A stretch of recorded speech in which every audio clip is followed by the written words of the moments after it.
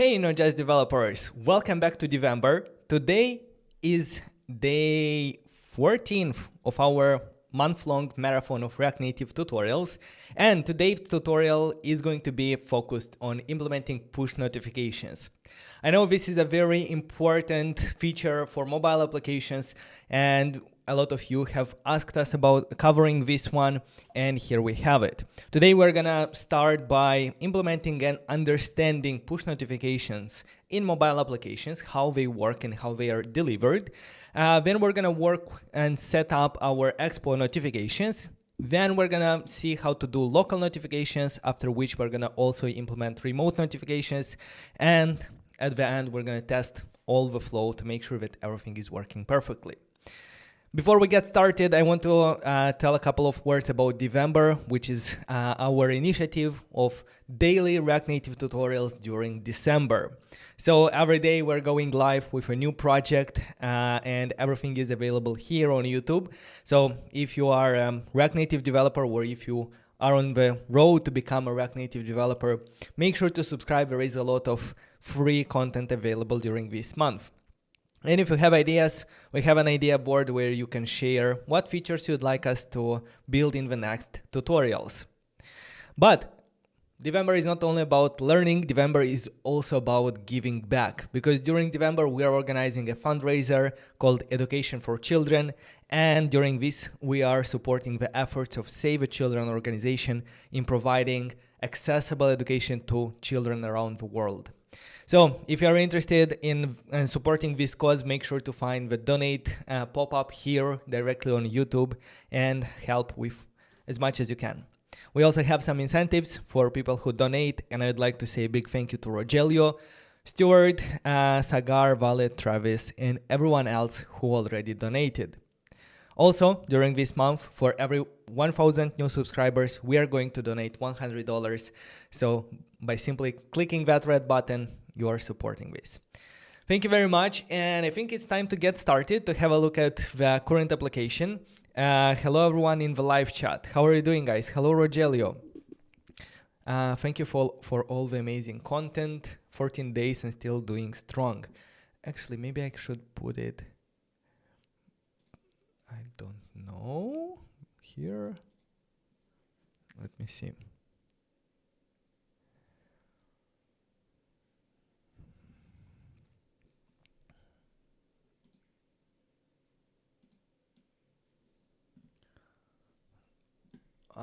Second, just figuring it out with the new setup. Anyway, you're gonna be here for a bit. How to insert push notification icon in the game when you see the logo? Yeah, we're gonna try to answer as many questions as possible about notifications throughout this. Can you try voice to text application? That would be interesting. Vladimir is asking, is that a new camera? It's the same camera, but it's a new lens and a new angle. And yeah, thank you to Catalin, our video editor, for borrowing it to me. And I really like this new angle. It's much better, I hope. It's still a bit shaky because it's very temporary, but I'm working on it. So let me know what you think about this. But anyway, let's go back to our project. Here we have it, and all the code, all the repository for this project you'll find in the link in the description below. And here you'll also see 2 branches for every single day, because I want you to be able to start from any day you'd prefer and be able to follow along with the tutorial that we have here. So what you have to do is simply clone this repository.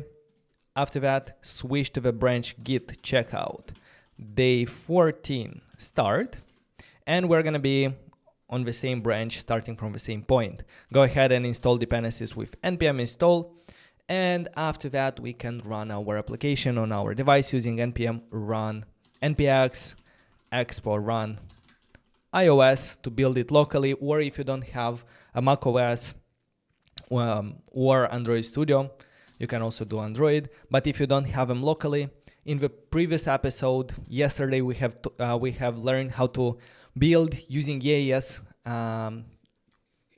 We learn how to build a native application using EAS in the cloud. So that is available to everyone and anyone can build and then start using it. Anyway, I'm running the server here and the application is here.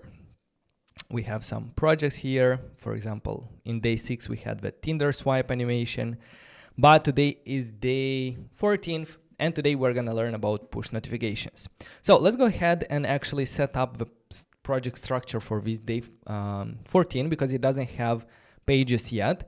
And because we are using Expo router, all we have to do to create the pages for day 14 is going to be to create this day 14 folder in which we can take the index from some of the previous days and only change like the title, description, and so on. So is going to be push notifications.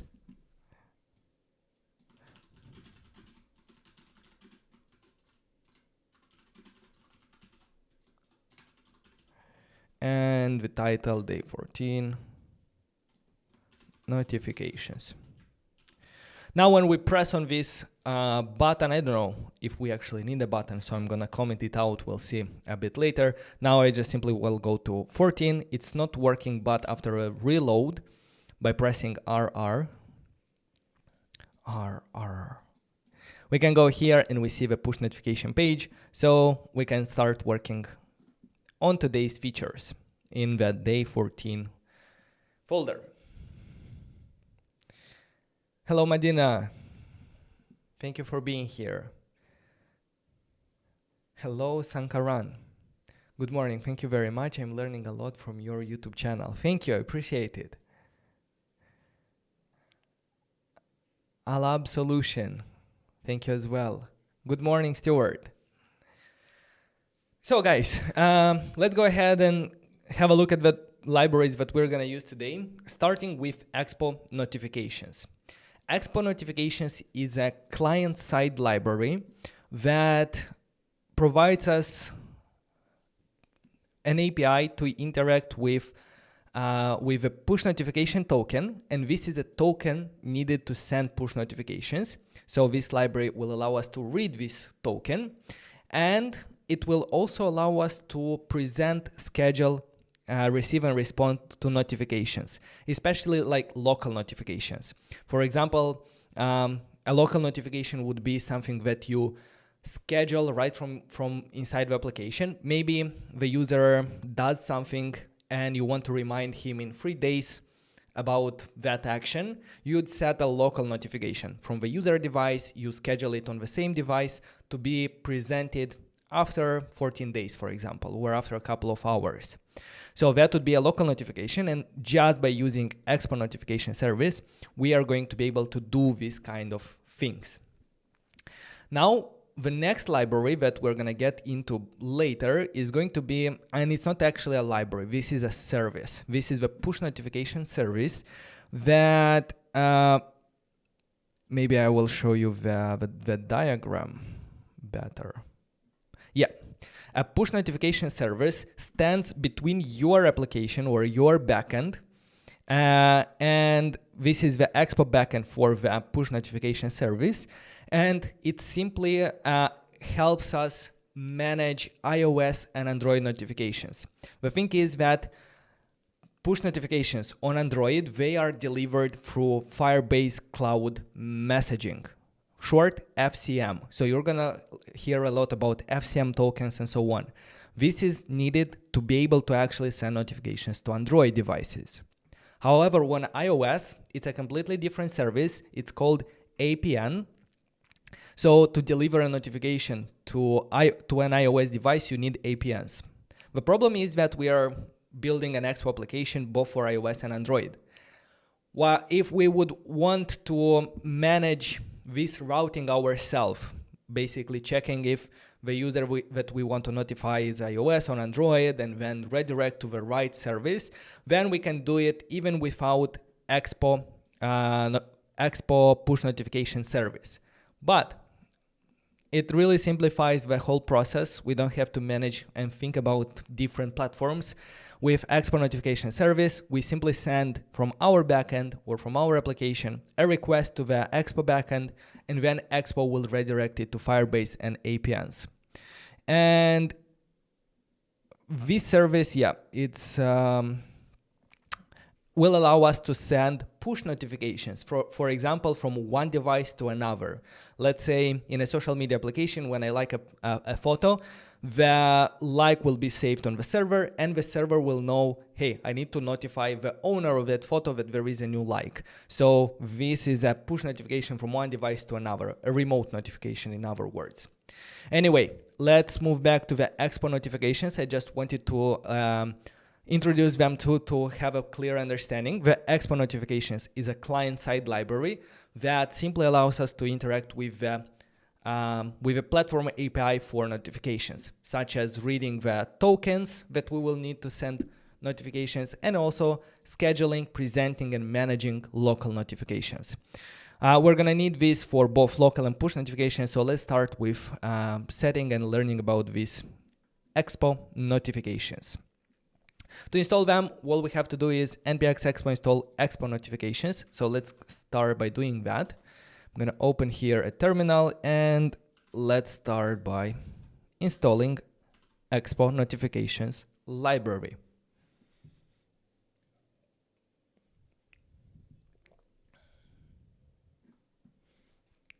How is Expo notifications different from notJust and FCM? As I understand, Expo notifications is very close to notJust because notJust is also a client library. I mean, a library that allows you to interact with notifications, while FCM is the native way of delivering notifications. So delivering push notifications from your server to a user device, you always have to go through FCM in order to deliver it to Android. And on iOS, you always have to go through APNs. This is the only method. Now you can integrate directly with FCM and APN, or you can have an intermediary service. In this situation, we talked about Expo notifications service, not library. And that service will redirect to the right APN or FCM.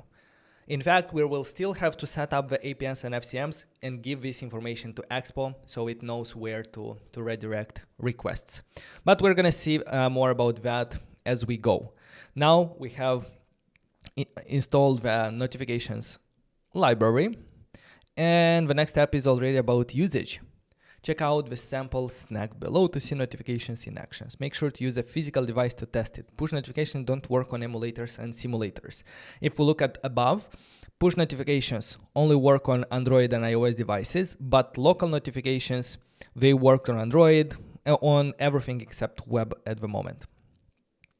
So here is the usage. Let's see where we would want to set everything up. I think we're going to go ahead and create a separate file in our day 14, notifications.tsx.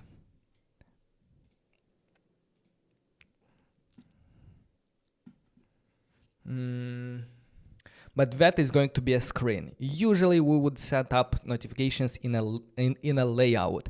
So let me simulate that with instead of having a screen, I'm going to have a notifications folder in which we're going to have an index page here. Let's say it's going to be notifications home screen, or yep. And when we redirect there from the index, we are going to redirect to day 14/notifications. Notifications is a folder here, and it will take the index file if we don't specify anything. So go to notifications. Now, because it's a folder, I will be able to go here to day 14 and press on the button below, go to notifications. I'm redirected to the notifications home screen. But with this approach, I will be able to add here a layout file that will layout.tsx that will encapsulate all them, that will wrap around all the screens inside this folder. So usually layout files are places where we set up global things that we need them accessible in multiple screens. This can be a very nested layout, but most probably in your application, that would be your root layout. So the idea is going to be the same. In a layout, we configure stuff, and you'll be able to take it from here and move it upwards in your navigation tree so that every screen, for example, will have access to it. In our case, we will want only this notifications folder to have notifications set up. So the layout will be up with notifications layout, something like that. And it will not return anything like that. It will return actually a simple slot. A slot will render the components below, which is the actual page. But now here we will be able to console log, or let's do console warn, setting up notifications. Here we would be able to set up notifications, and they would be available in all the in all the pages inside notifications. Now we have only index, but if we would have more, all of them will go through the layout first. So if I go to day 14, go to this page, nothing happens. I think I will have to reload because I added the layout. Sometimes it doesn't take into effect right away. We need to reload, and now we see the console warn setting up notifications, and we are still on that index page that says notifications home screen. Perfect. Let's go ahead in now we're gonna have basically to work with two files. With a layout, here is where we will configure everything about notifications, and then in the page maybe we're gonna have some buttons that will schedule notifications or interact with them or display them or something like that. So let's go ahead. We're gonna work with these two files. I'm gonna keep them here, and let's see the example from Expo notifications documentation. So what do we need? First of all, we need to set some notification handler with some configuration to show alert, to play sound, set badge, and so on.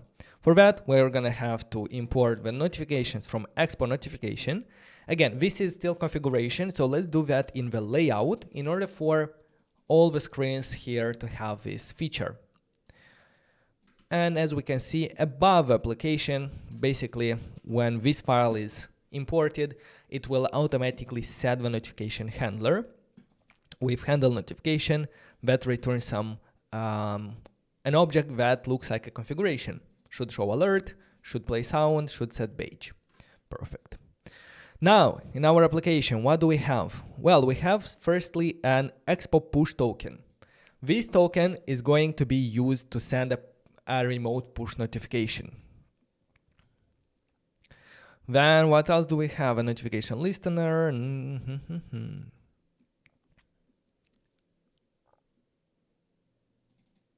Yes, let's start. And our first goal is going to be to register for push notifications and to get the notification token. Let's do that by, first of all, defining this Expo push token state in our Up with notifications layout. So starting with a state Expo push token, set Expo push token equal use state.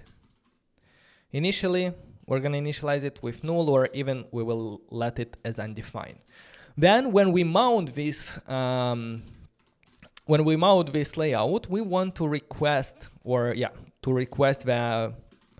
the push token and save it in our state. So in a use effect with an empty dependency array, we're going to have to fetch Expo push token. Let's look back in the documentation to see how we can do that. Should I zoom in a bit? Let's see. So they define a register for push notifications async, which is they define it as a function here, register for push notifications async. It checks the platforms. I don't know, let's copy the whole function because it looks like a lot of low-level logic that I don't want to write ourselves. We can look through the code and see what it's trying to do. So I'm going to add it just below our function. I'm gonna copy paste the function register for push notifications async.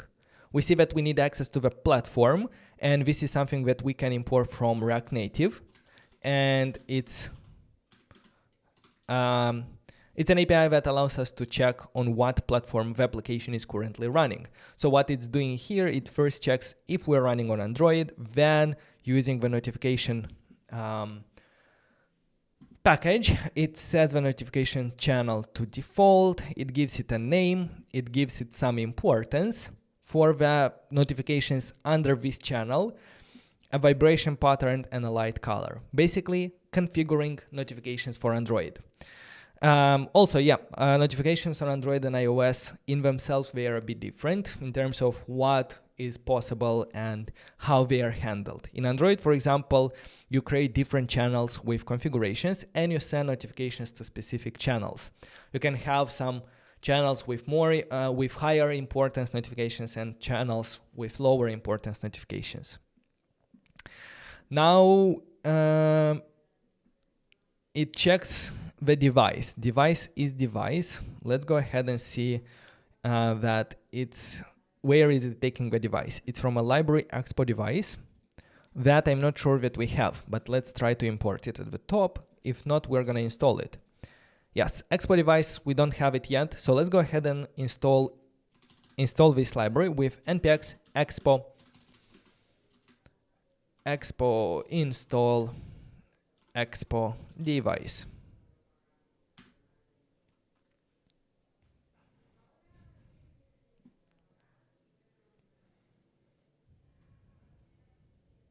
Now, this device library will give us information about what device we are running on, and it will tell us if it's a physical device and not a simulator or emulator. True if the app is running on a real device, false if it's running on simulator and emulator. So only if it's running on a device, it will ask for permissions. So sending notifications require user permissions.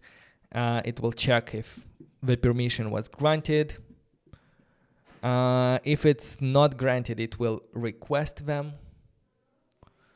And it will check finally if even after requesting it, if it's not granted, it will simply alert that failed to get push token. Otherwise, it will take the token using get expo push token. And here, project ID, I think we're gonna have to configure them a bit later.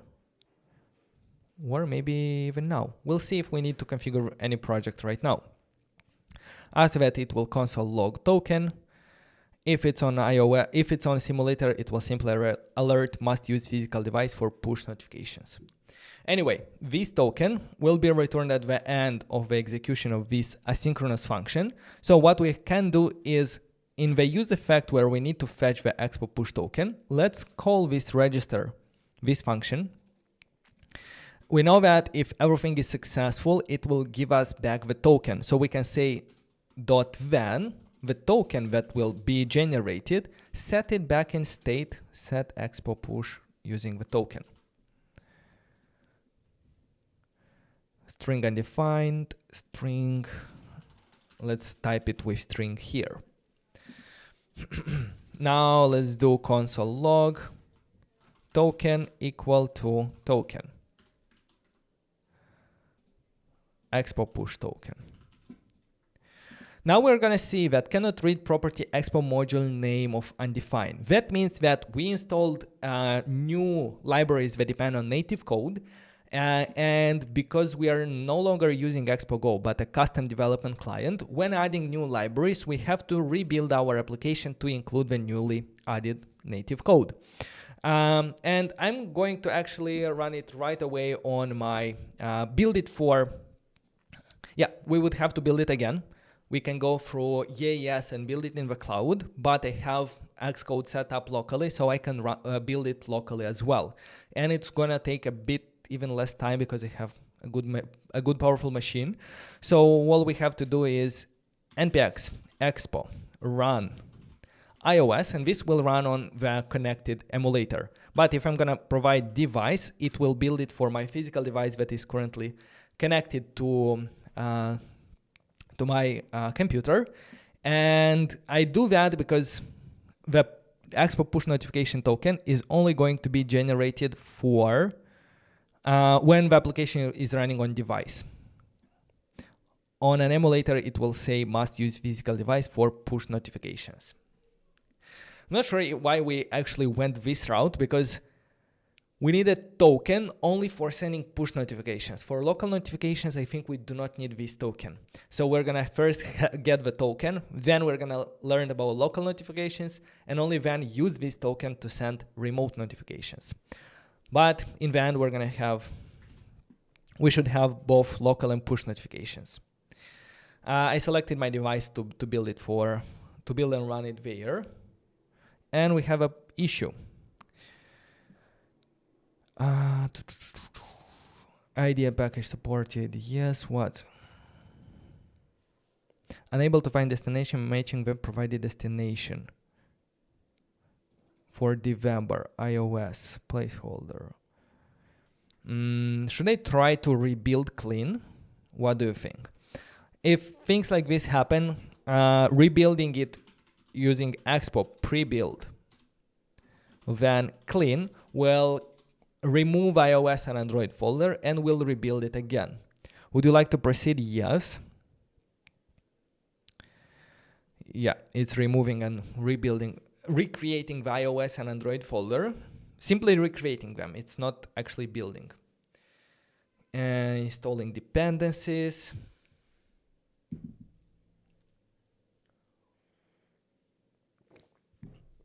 And another measure that I'm going to do is I'm going to remove the existing DEVember application from my phone in order for not to have any issues with mismatching versions, like an older version or something like that. Now, after pre-building clean, I'm going to run again npx expo run iOS to build it. So let's do it for the iPhone. And I have the same problem. That's interesting. User defaults from command line. IDE package support use build.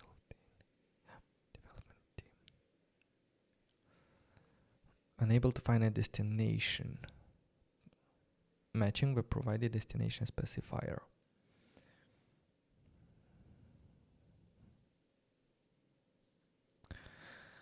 Yeah, that's interesting. Let me look in the documentation to see, maybe I missed some.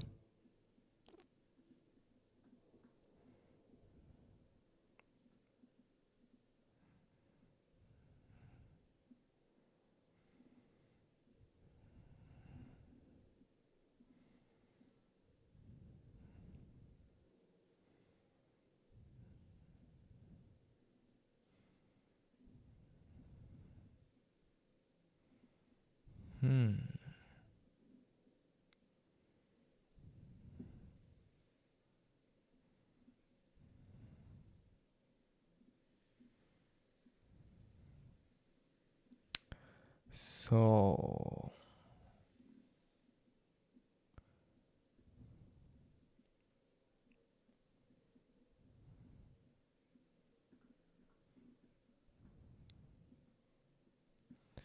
thinking maybe this project ID, but I don't think that would be a problem during building. When we have build errors like this, what we can do is we can open the generated iOS folder in Xcode and try to build it from there to see maybe it will give us more details.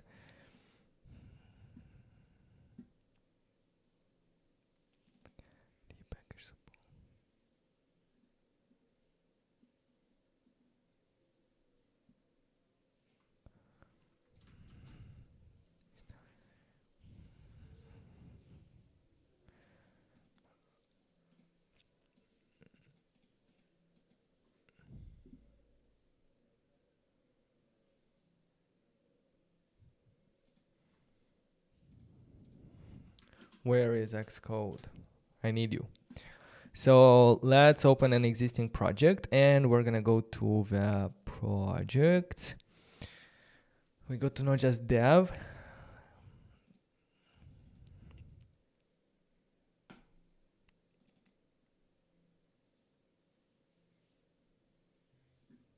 DEVember,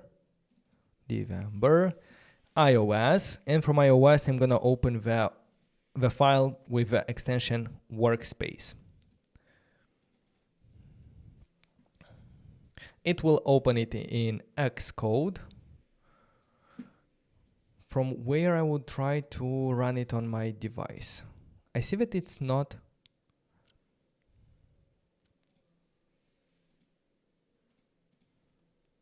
It's weird that it doesn't, it tells me to download new simulators. Maybe it made an update from yesterday and that might be the problem, but why I don't see my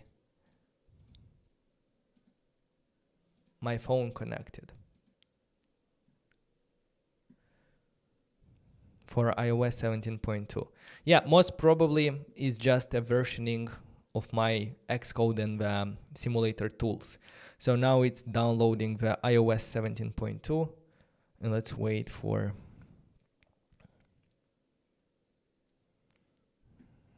and then we can try again. Does Expo notification work out of a box when app is in background or killed? I use Notify in Expo. When app is killed, there is no docs that explain how to do this. In Expo case. Let's see. Probably we're gonna try to do that as well.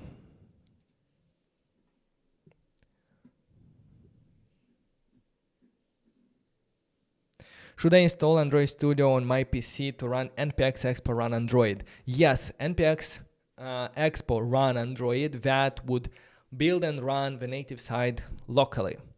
To do that, you need Android Studio and the Java set up on your system. If you don't have that, you can use EAS. For that, check out yesterday's tutorial, the day 13th. And you can use EAS to build it in the cloud. Then simply download the APK for your development build, put it in on your physical device, and continue working like that. So you have both options, locally and in the cloud. So it's downloading, it's still downloading.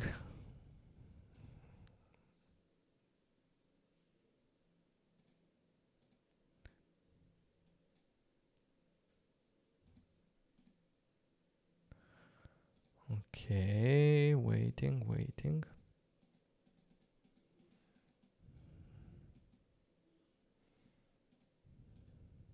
Okay.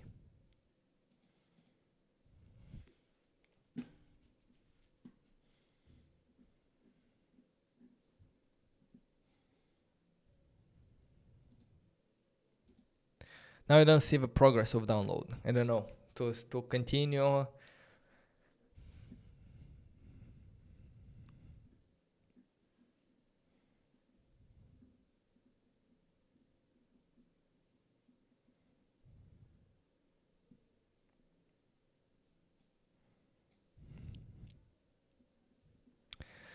Yeah, let's continue with scheduling and displaying a notification, because that will work on simulators as well.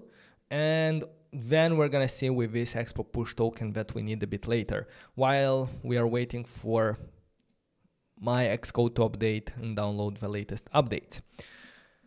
So also from this usage, what we see there is we see a button that can schedule a local notification. This calls a function that is implemented below, schedule push notification.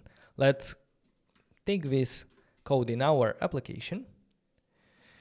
And inside, now this is not gonna be in the layout. In the layout, we set things up. Now on the page, we would have, let's say, a button. A button import from React Native with the title schedule test notification. This button will call notification. This button will call a function, and that function I copied it from the usage example schedule push notification.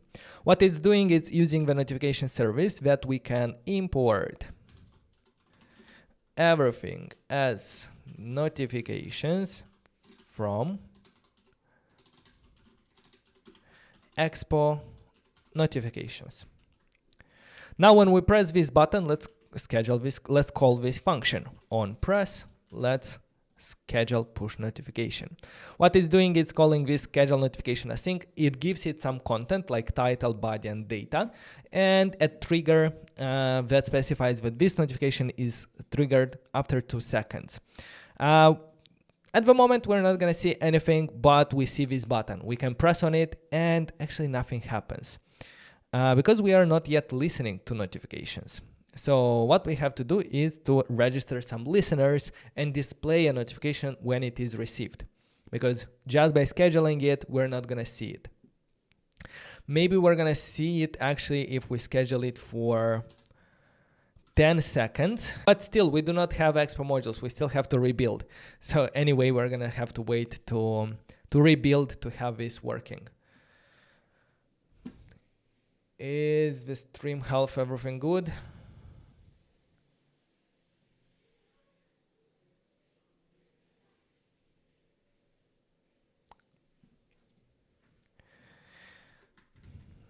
So back in our Xcode, I think we're with.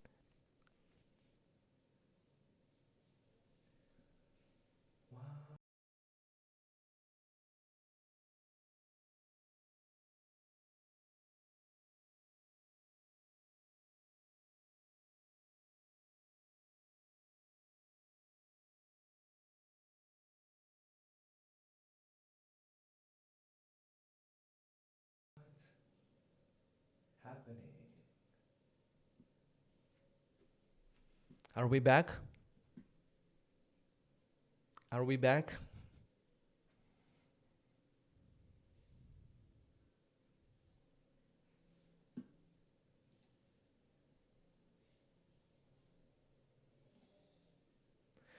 Let me know if the stream has returned back to normal.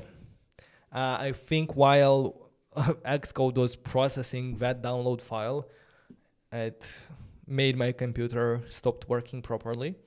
Anyway, yeah, now here we have all the simulators and even my phone.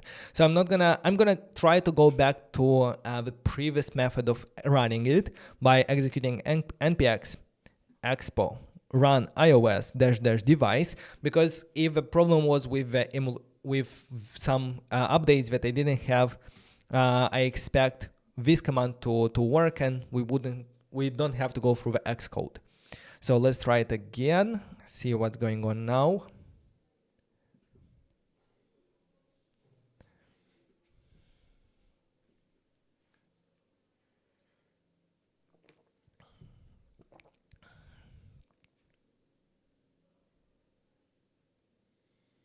Yes, back online. Perfect. Okay, so it started building. That means that we fixed that issue by simply upgrading some Xcode tools. So in cases where you get errors, you can open them in Xcode if the error is running it on iOS, or in Android Studio if you have issues with the Android native project. And in Xcode and Android Studio, sometimes you can go deeper and see like the root of a problem.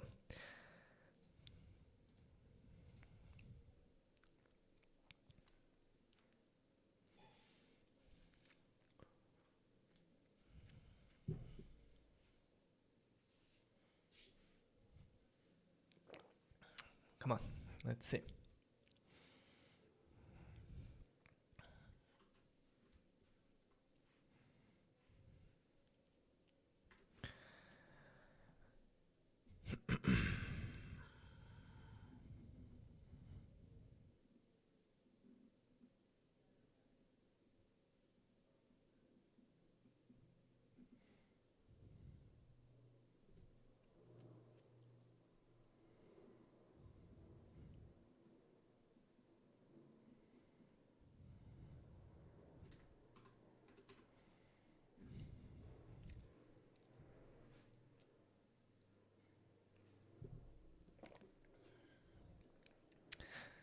Okay, come on.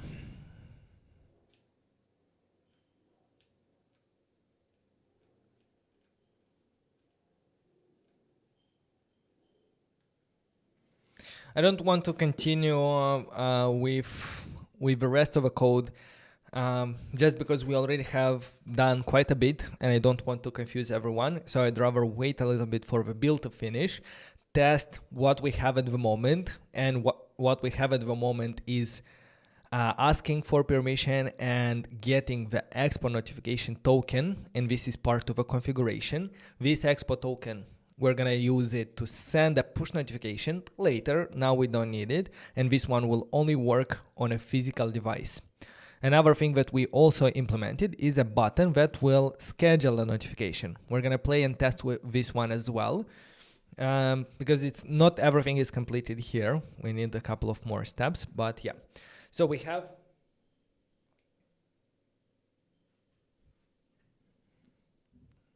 application waiting, but I don't see it installed on my phone.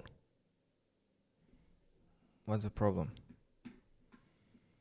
Oh no, it's installing right now.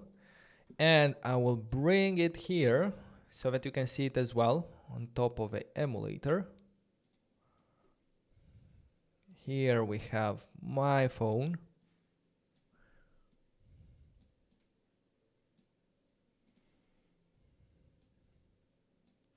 And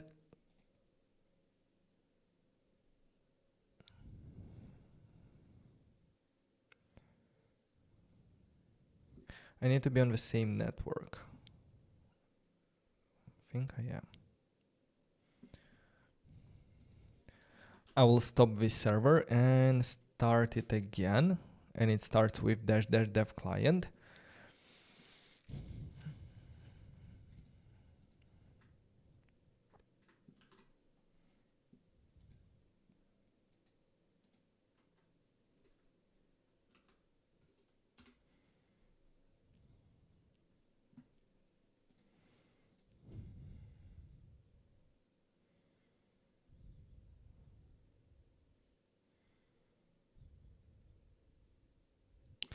Come on, why it doesn't appear here?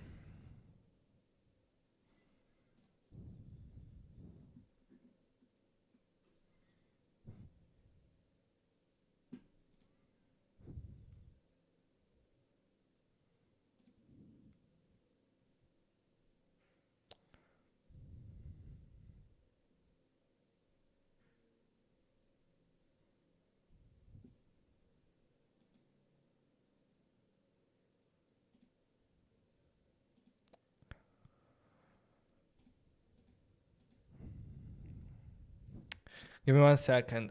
Maybe I have to log in.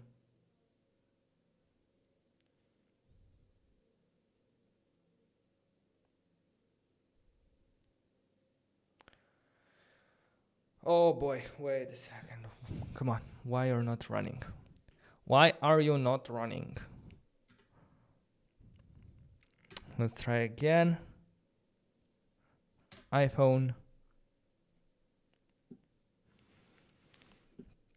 Usually this might happen when your phone is on a different network than your computer, and it might be that's the problem.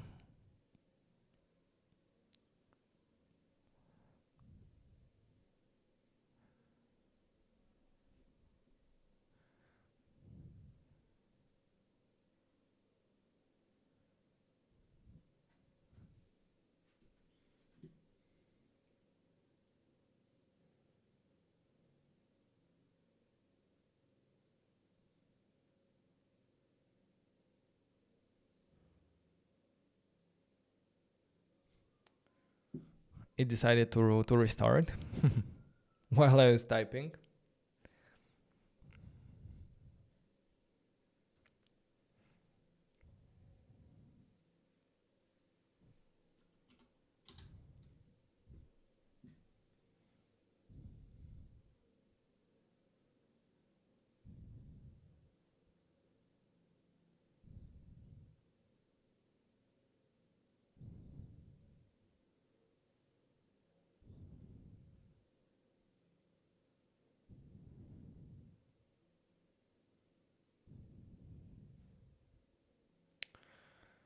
Oh, come on.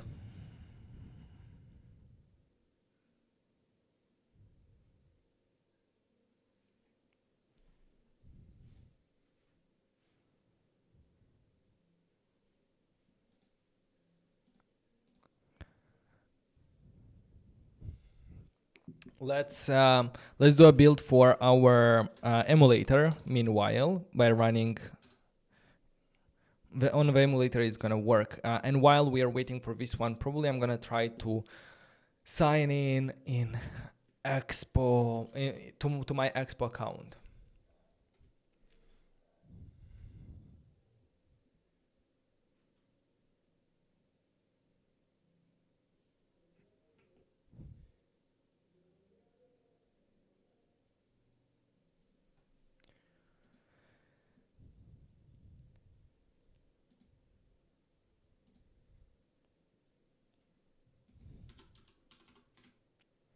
Is it still, is it again lagging? Sorry, the build.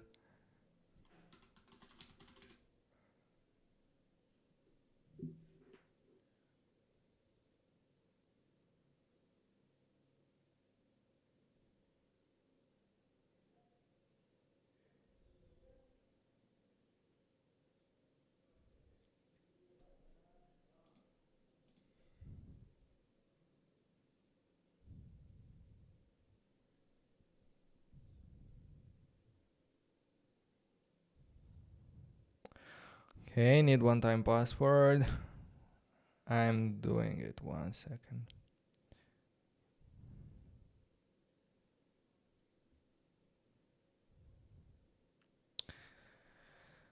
Okay.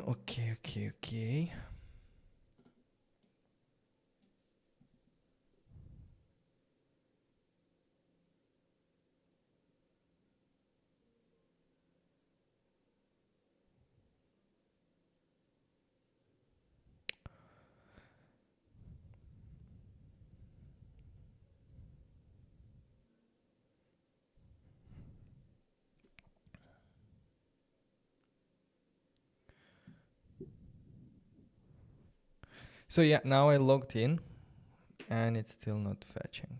Oh no, after logging in, it sees the running development server, so I can connect to it here, and it automatically allows to device the network. Okay. So if your custom development client cannot see your current running Metro server, just go ahead and sign in with your account and it will be able to fetch it. So now, as you can see, this is my physical device. I can go to screen 14. I'm looking in the logs. If I go to screen 14 and go to notifications, we are asked to give permission to these notifications. So if we allow, initially token is undefined, but then there is a possible unhandled promise rejection because the Expo token, the project ID is not a valid ID. Yes, I was expecting that, but we're gonna figure that in a moment with that project ID. But now let's also test the schedule push notifications. These schedule push notifications, if I do them, nothing actually happens, right?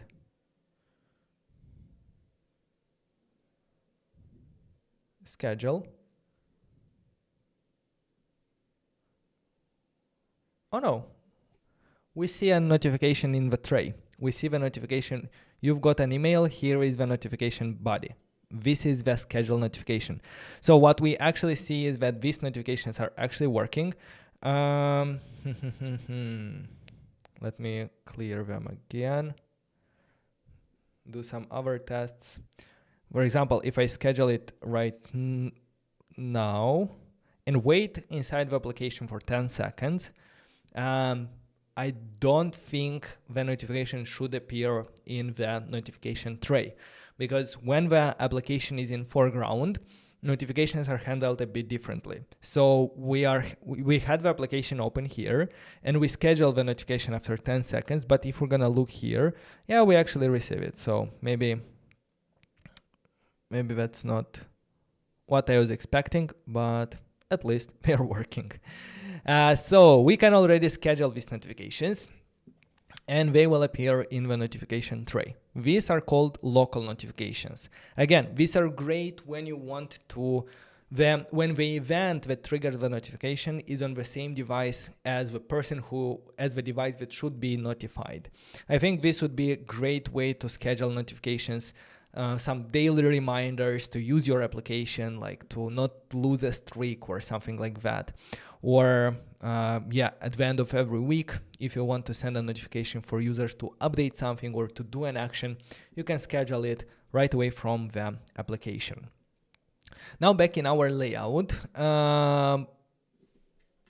these notifications, we can also listen to them when the application is in foreground, because maybe if the notification is received while using the application, maybe you want to do something differently. Maybe you want to display something or take an action. So what we can do is we can subscribe to the notification received listener, and we will save that notification in state. So let's go ahead and get a state variable here for the Expo notification. And in the use effect, after we register for push notifications, what we can do is we can create a listener. So for that, we are going to store that listener in using a use ref, and we do that in order to not re-render the application when the notification listener is changed. We just need a reference to that listener, and we were going to set it by calling add notification received listener. If we do that and set it back as a notification, the state is going to be undefined, but the type can be notification. Will that work?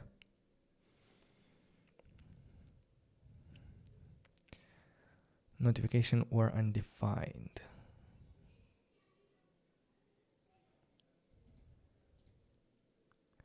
Notifications.notification. Okay. What's the problem then? Yeah, now it works. And for the use ref here, you probably have to specify like the type, or no, I need to import it from React. That's what it was trying to do. And the type is going to be a subscription object. So we can type this reference as notifications.subscription. Yeah. So what we are going to do is we're going to set it in state, and after console logging that one, we can console log the notification that we received. Whenever we are setting up a listener when the component mounts, we should make sure to remove that listener when the component unmounts. The function that we return from a use effect will be called when the component unmounts, or before executing the next use effect. So here we can unsubscribe using notification listener.current.remove. So that's why we needed to save this listener into a reference for later to be able to remove it. Notifications, remove notification subscription. Maybe this way is better, because maybe they have like some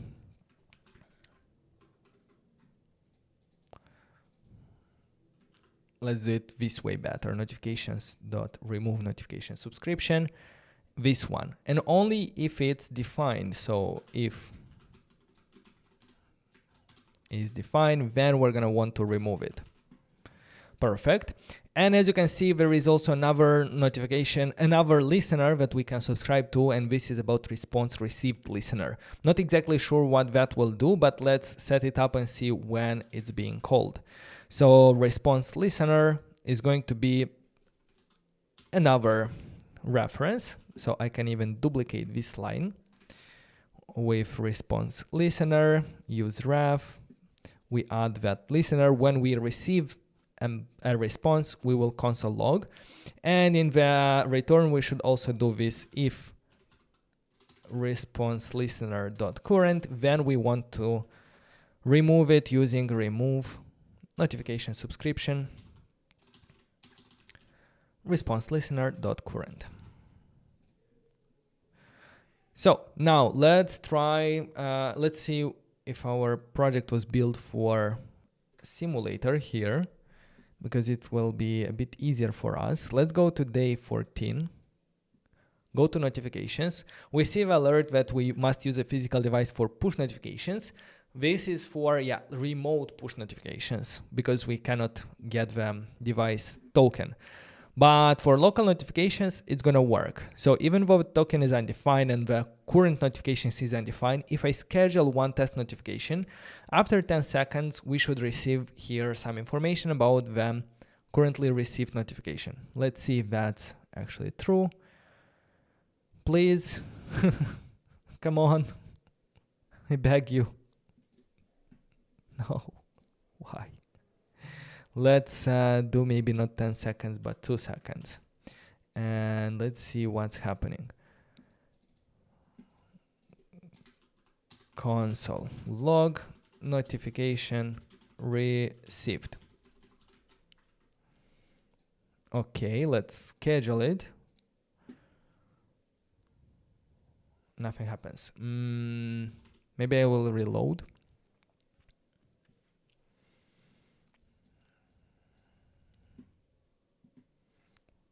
Okay, here. Okay, schedule.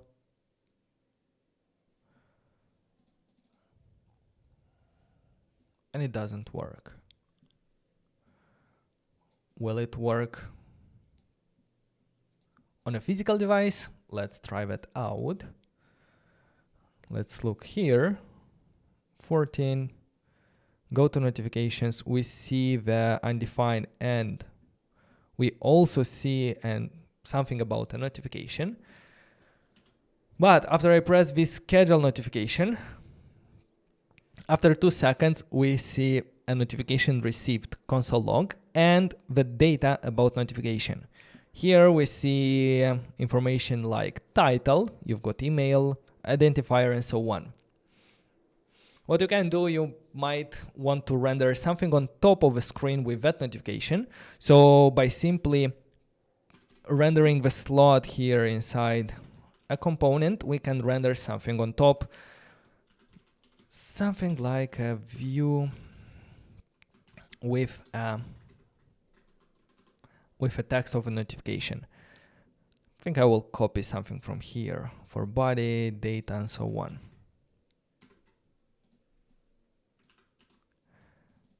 And I will also position it absolute in order to show it on top of the screens. And maybe I will do it at the bottom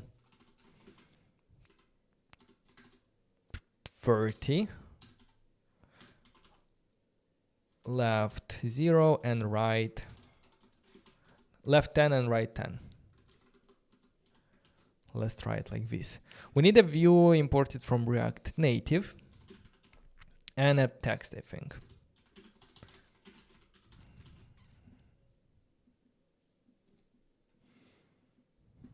And this view will only be displayed if we have a notification. So if notification, only then render the view that will display it on top of our screens. Let's see that in action. I'm gonna go to 14. I'm gonna go to notifications and I'm gonna schedule a notification. There is some promise rejection, but after that we see the notification on the bottom with title, you've got email, with body, and with data. So what we can do here is a background color, I don't know, gray.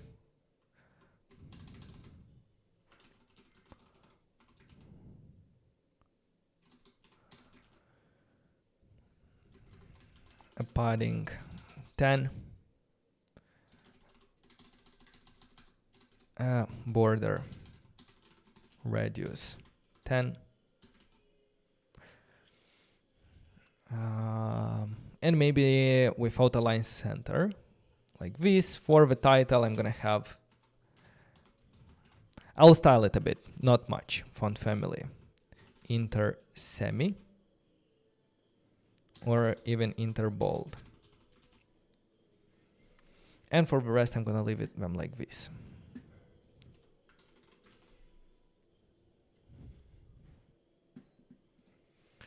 And it will also have a small icon to basically close it.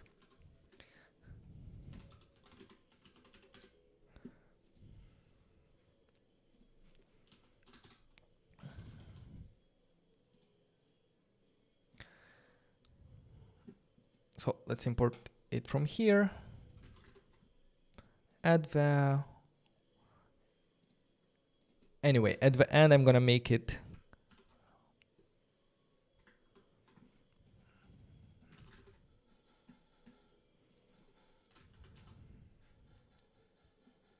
and I can also make this one position absolute. Go to notification schedule. It will appear there. And with style, I'm gonna do position absolute, top 10 and right 10 to have an X button there. 16 is going to be enough. And on press, what I'm gonna do on press is I'm gonna set notification with null. Because if there will be no notification, or maybe set notification with undefined. Because if there will be no notification, this component is not going to be rendered. So I can simply press X. Come on. I think I don't.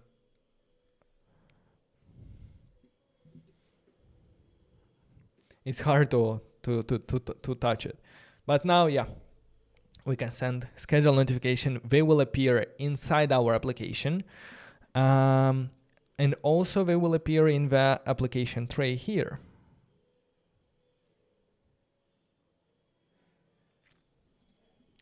These schedule notifications, let's test if they will also work when the application is completely closed. To test that, what I'm gonna do is in the index when we schedule this notification, you've got mail from background.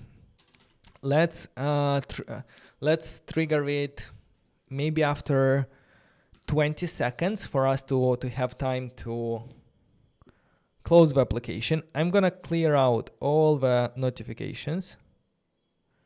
No notifications. Now I'm gonna schedule a notification and I'm gonna close the application completely. Now let's look in the tray here to see if we're gonna receive any notification in 20 seconds.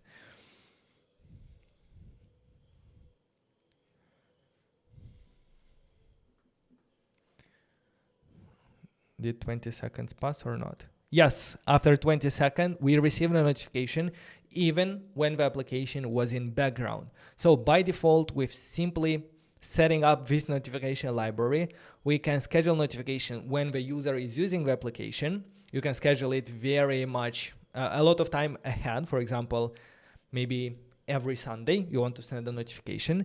And even when the application is going to be closed, the user will receive a notification. You've got mail from background. They can press on it and it will automatically open the application.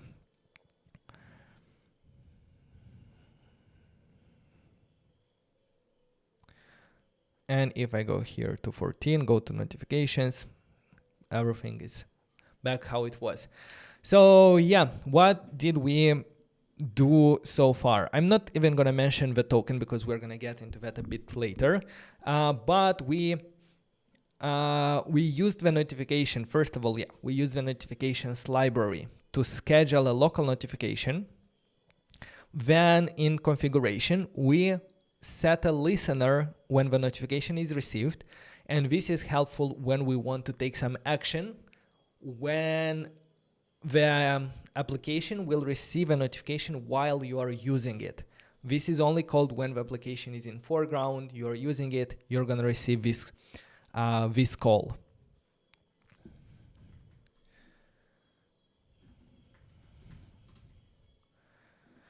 And you can trigger, you can display maybe in your application, maybe you can check like what's the data. So if you need to take some action, if you need to redirect the user, if you need to display some information, you can do all of that through these push notifications. So yeah, through data, you can send any custom data. and this can help you specify like what should happen there. Maybe you want to redirect to a post. Maybe you have a campaign, and once you receive a notification, you want to display a pop-up with information about that campaign. It's up to you how you design this, because you have control over what to display. The title and the body, this is what it's going to show in the tray here. Perfect. Let's go back to the documentation and follow along to see what else we can do here.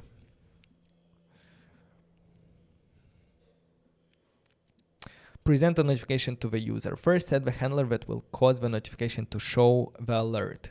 Should show alert true. Do we have it as true in the layout? Should show alert true. Yes, we have it as true. Then we can call the schedule notification. If a trigger is null, it will be instant, like at the same moment. Handling push notification with navigation. That's cool, because sometimes when you send a push notification, you want to redirect the user to a specific screen. For example, if you send a notification about getting a new like or a comment on a post, you would like to redirect to that post. And here we can do that both in Expo Router and React Navigation. With Expo Router, we get automatic built-in deep links to handle incoming URLs from push notifications. Simply configure the route layout to listen for incoming and initial notification events. So use notification observer. Add notification response received.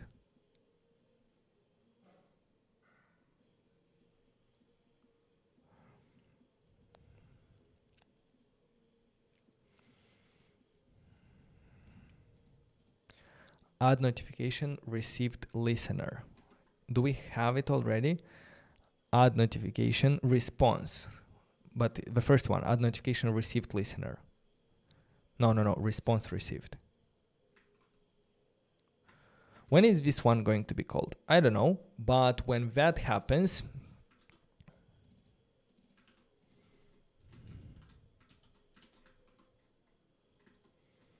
let's see if that's actually getting called. If I schedule a notification, but it's for the schedule is for too long, so I'll even do, yeah, maybe 1 second. Schedule. Right away. It still doesn't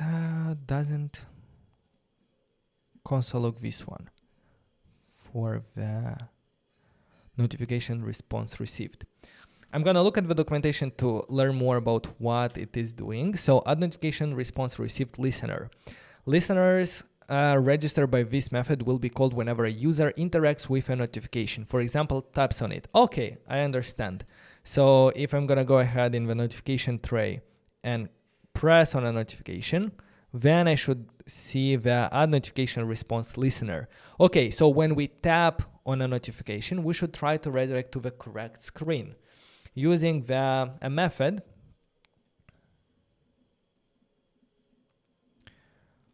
Come on. Using a method here, redirect, it will receive this one. Let's copy this redirect. I'm going to put the redirect even outside this use effect. The redirect will receive information about the notification. The URL will be the content data URL. So if we send through data URL, then it's going to use the router that we should import from Expo Router to push to that screen. So now we can call this redirect when a response is received. So redirect. And then we need notification. Is it response.notification? Probably yes.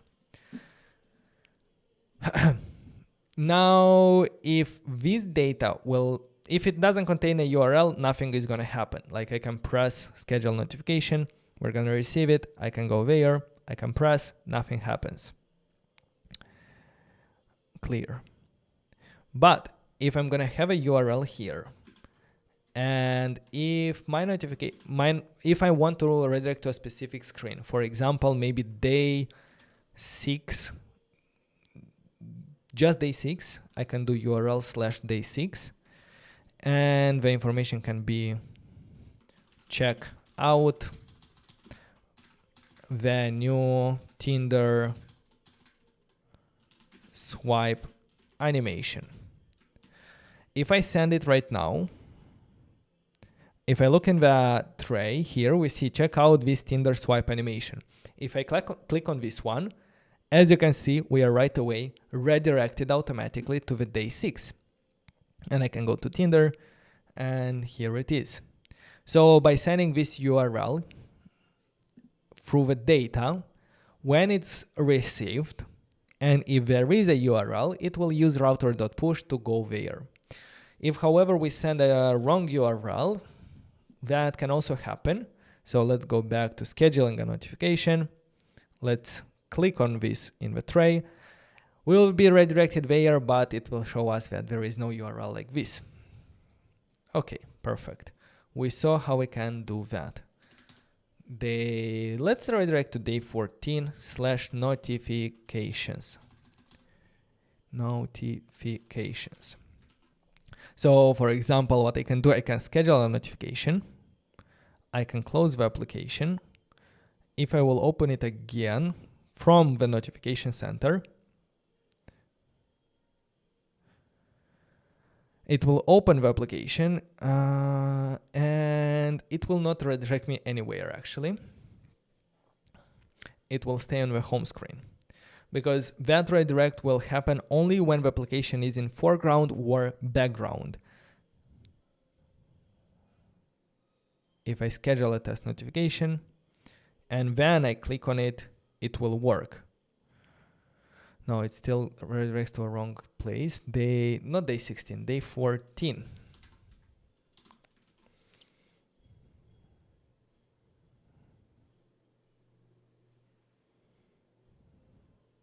So we are here. Because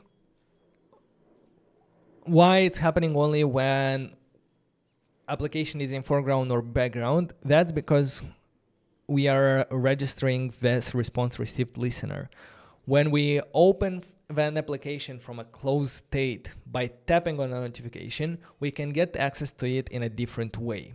And let's look here because I think they will integrate it. Yeah, notification get, last notification response async. This is going to be the one that the last notification that opened the application. So we can take it when we mount the component.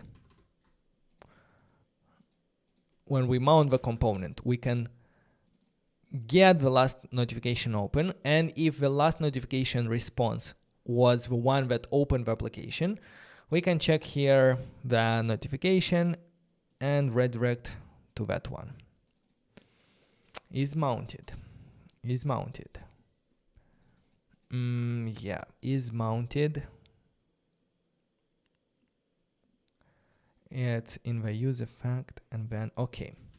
Sometimes when we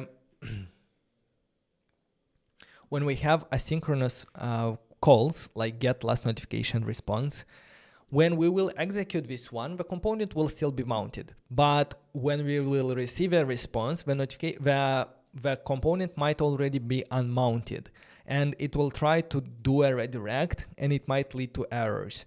So we can fix that issue by having a variable is mounted to true. We will redirect only when we are still mounted, and when we unmount the component, we will set is mounted to false, and then we will prevent calling functions like redirect when the component already has unmounted. So this should take the last notification response and should redirect to the right screen when we open the application from a notification. To test that, I'm gonna clear all the notifications. I'm going to schedule a test notification. I'm going to close the application completely. And from the notification, I'm gonna press, and this should open the development client. This is okay because this is only in development. You're not gonna see this page in production.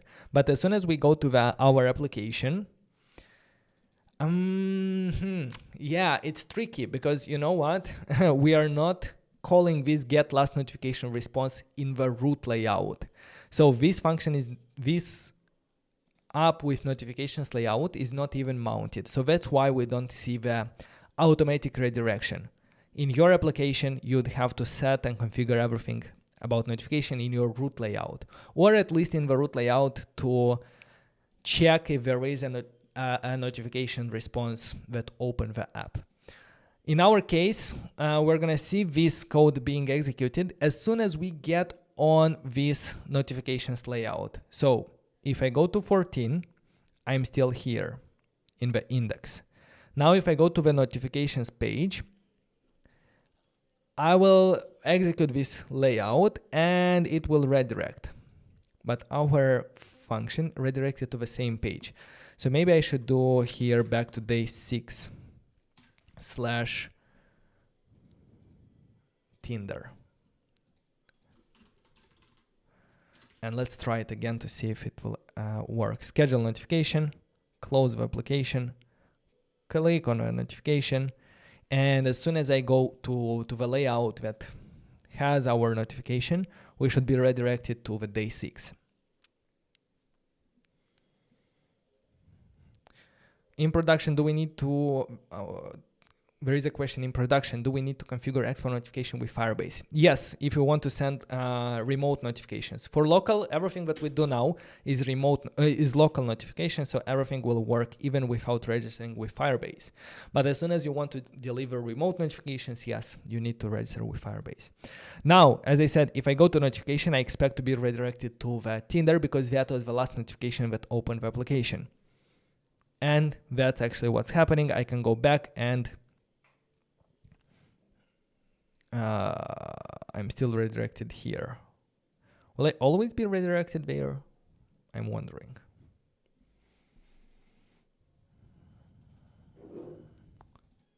Yeah, because I always get the last notification response.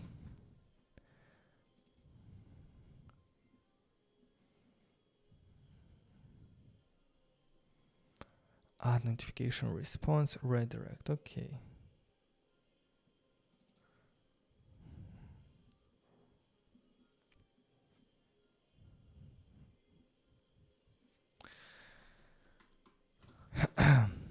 Okay, so we saw how we can redirect to a specific screen. Why is still this one here?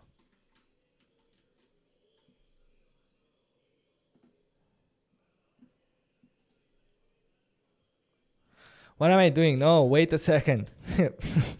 I simply changed like the link on the button and it was doing that, but it was actually the link of the button. So I was a bit confused why every time when I press it goes there.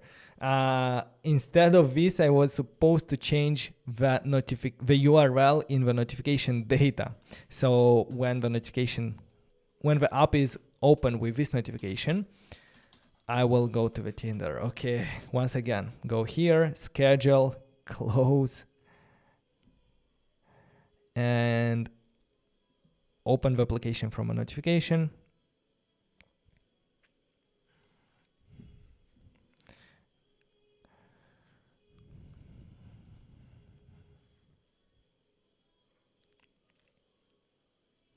So if I go to day 14, and if I go to notifications, now I'm redirected to the Tinder, but as you saw, I'm redirected only after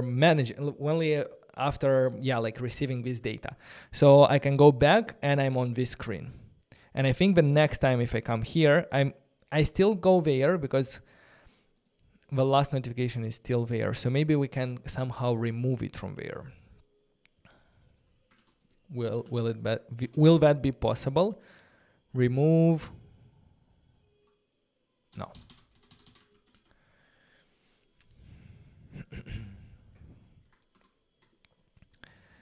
Okay, so that was handling push notifications with navigation.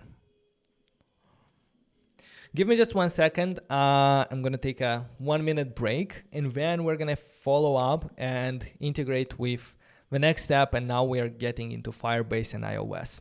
For that, yeah, we're gonna go through the configuration, and that is going to be needed for us to send remote push notifications. I'm gonna be back in 1 minute.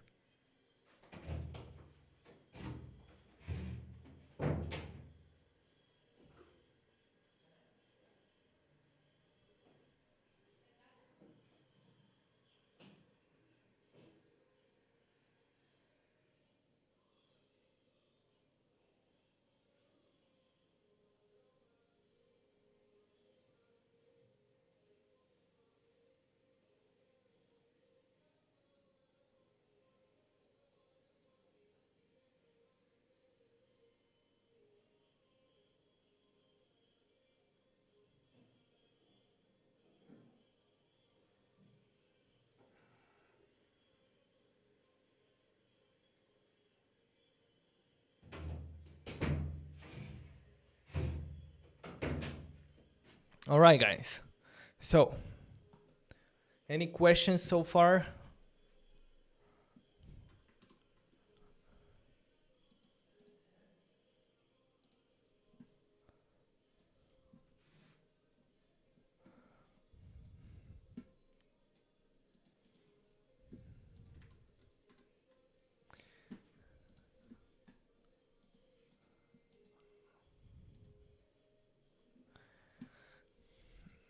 I have a backend that sends notification messages using the Expo SDK. I still need to configure Firebase? My question is, do you at the moment, are you using Expo Go? Because if you're using Expo Go has already the tokens from Firebase and APN. So in development, it will work. But as soon as you'll build it for production, you actually need the your own FCM token and APN token. So in running it in Expo Go while you're still in development, it will work because they made it simple to get started. But of course, you have to get your own tokens once you go to production.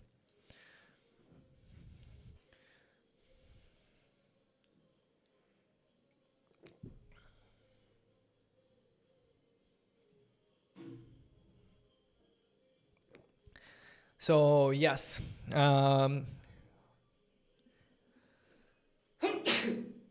sorry. So we're gonna go and continue our journey of working with Expo notifications. We already saw how to send and display and interact with local notifications. Now let's go ahead in the next step in the configuration part, because we need to provide some credentials to our Expo project for it to be able to send remote push notifications. As I was saying, for Android, that is managed through Firebase Cloud Messaging. And these are required for all Android applications to receive push notifications in your app, except when testing in Expo Go, because in Expo Go, it's set up automatically for us. And for iOS, we need to register the device and automatically enable push notification for...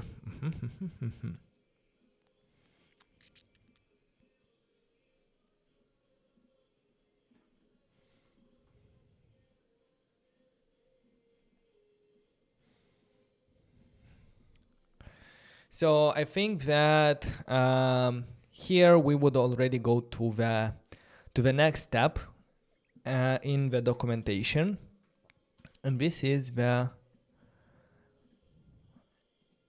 push notifications. Now we are getting into the push notification service. This is already about remote notifications. And as I explained before, this is the Expo backend that stays between our application and Firebase Cloud Messaging, FCM, and APNs. So in order to set them up, we need to create a Firebase project, and we need to set up through App Store the notifications, and then we need to give Expo some keys in order to be able to send them there. So let's go to the overview, or maybe even to the right away to the push notification setup. Okay.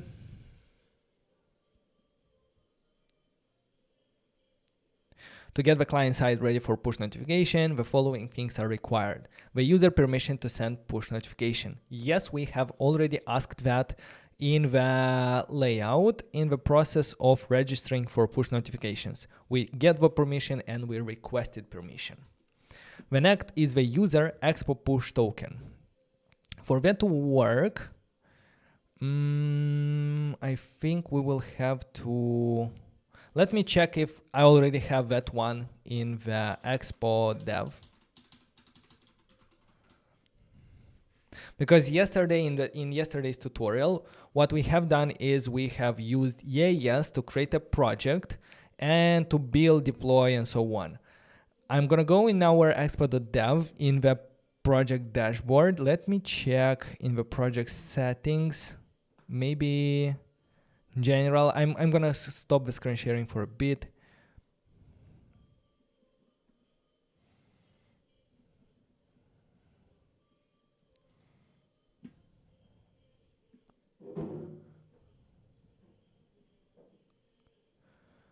I don't see it here.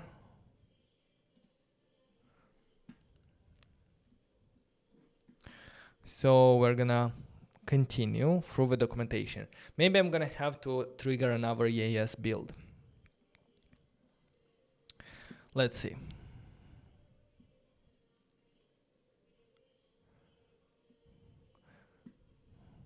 We already have Expo notification, Expo device, and Expo constants installed. Maybe Expo constants we don't have, but yeah, we can maybe install all of them once again. It's not gonna hurt anything. I'm gonna stop it from here and run it again to install the Expo constants.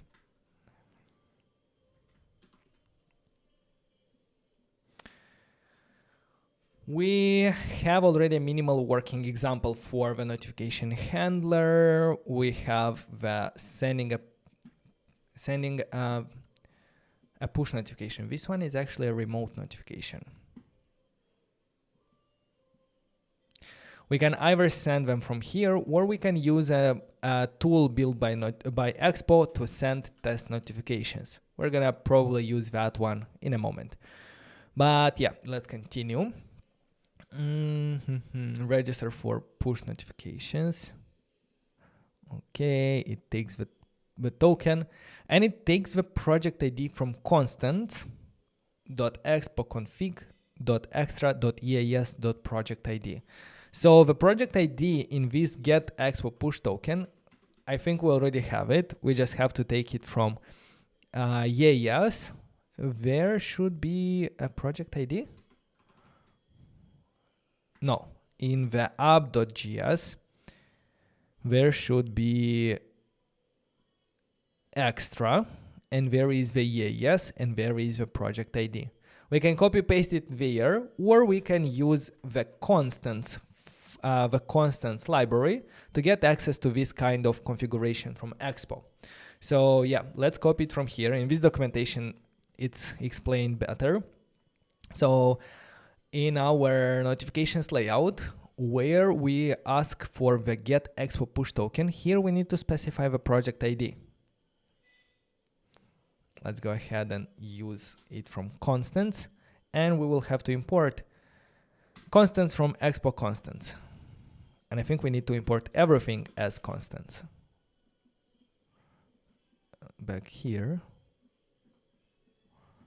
constants. There is no Expo config. What do we have?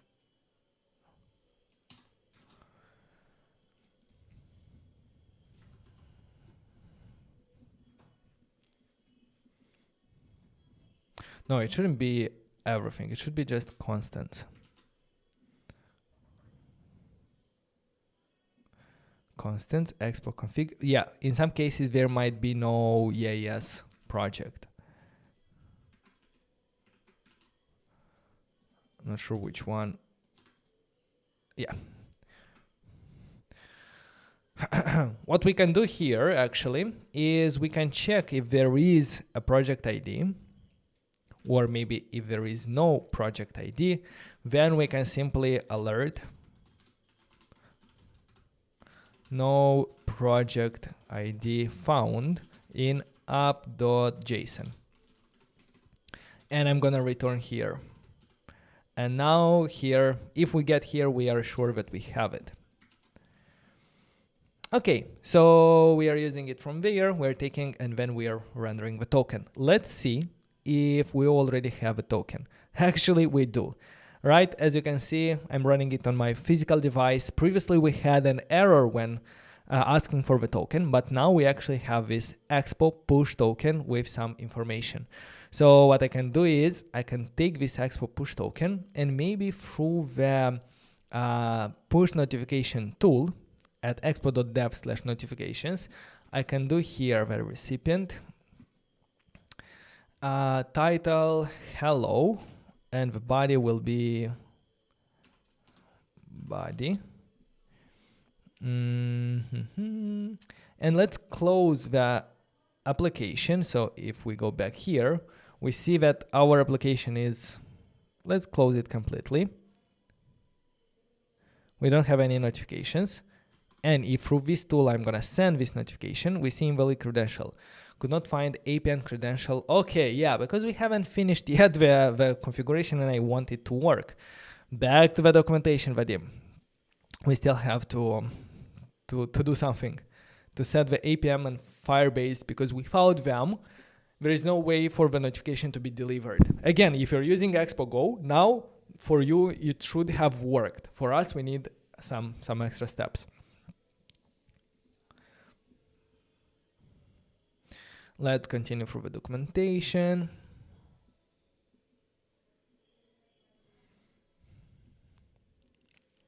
Using the previous example, when you're registering for push notification, you need project ID. This property is used to attribute Expo push token to the specific project.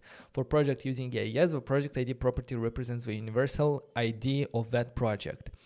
Is automatically set when you create a development build. However, we recommend setting it manually in your project code. To do so, you can use Expo constants. Perfect documentation. I would expect it to also be shown here in the Expo notifications. Get credentials for development builds. For Android and iOS, there are different requirements to set up credentials. For Android, we need Firebase Cloud Messaging for all Android apps using Expo SDK. And FCM is only for Android. It's not currently available on iOS. So to set up FCM, what we have to do is we need to create a Firebase project. For that, we're gonna go to the Firebase console. Let's open it up. And let's go ahead and add a new project. I'm gonna do again DEVember. And let's continue. Enable Google Analytics. No, I don't want Google Analytics. I will keep it simple. Nice user interface. I like the new style of Firebase.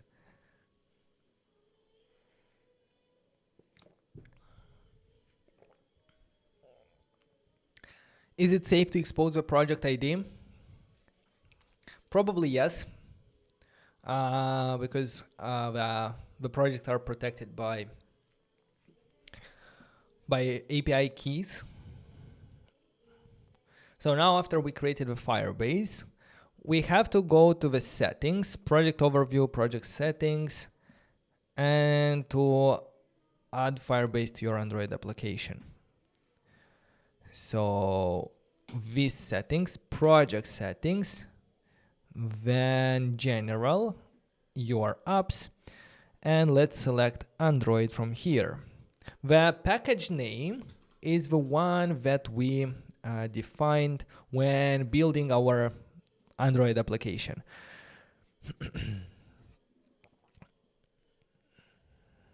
We don't have it here, right? Well, if you have if you build it with EAS, you can check it from there. If you build it locally, you can open Android application source, main Android manifest, and here in this manifest, you're gonna see the package name. Where is it? Package.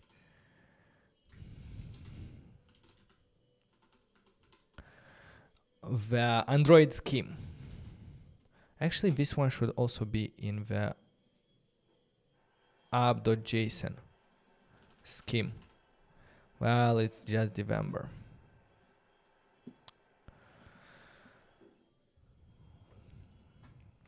In Android manifest. This is the one that I'm looking for.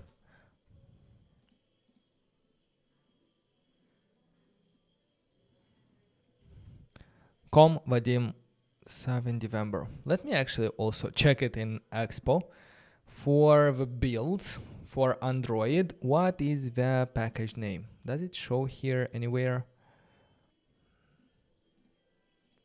Show details. Full name. No, it doesn't show it.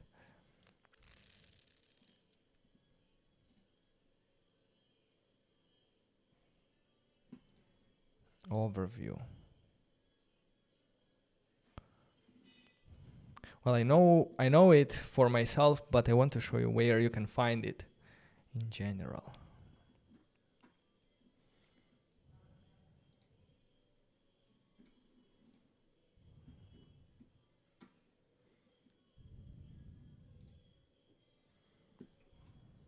In the submission.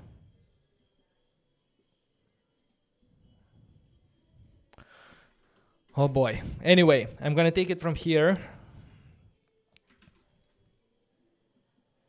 But I'm a bit worried because I believe it's not that one.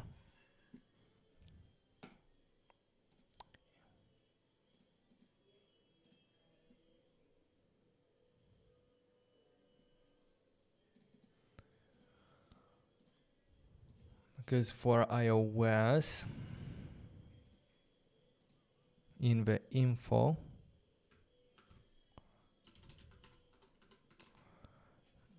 the URL, this is only for URL scheme. Let me check it on App Store how it was set. I believe that's a mistake. Like it should be a different package name, but maybe not.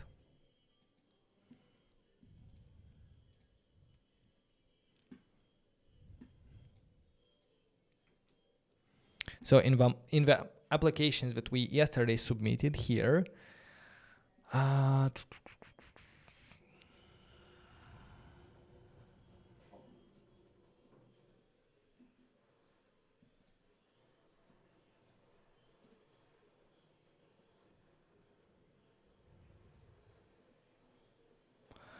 I cannot find the bundle identifier. App information, bundle ID. Yes, actually that's true. It's the one that I was seeing that in both Android manifest and in this info.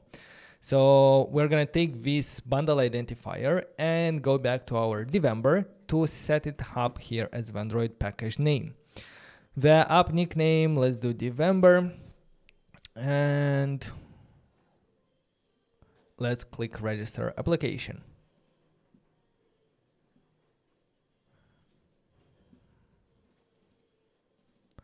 App.json, but in app.json I don't have it. App.json Android package, yes. It was here all the way, so maybe my brain after 14 daily live streams is short-circuiting, but yeah, the easiest way is just to open app.json. Under Android you have here package and you copy it from here. After registering the app, we need to download the Google Services.json file and place it in our project root directory. This file contains unique and non-secret identifiers of your Firebase project. Okay, so let's download the file.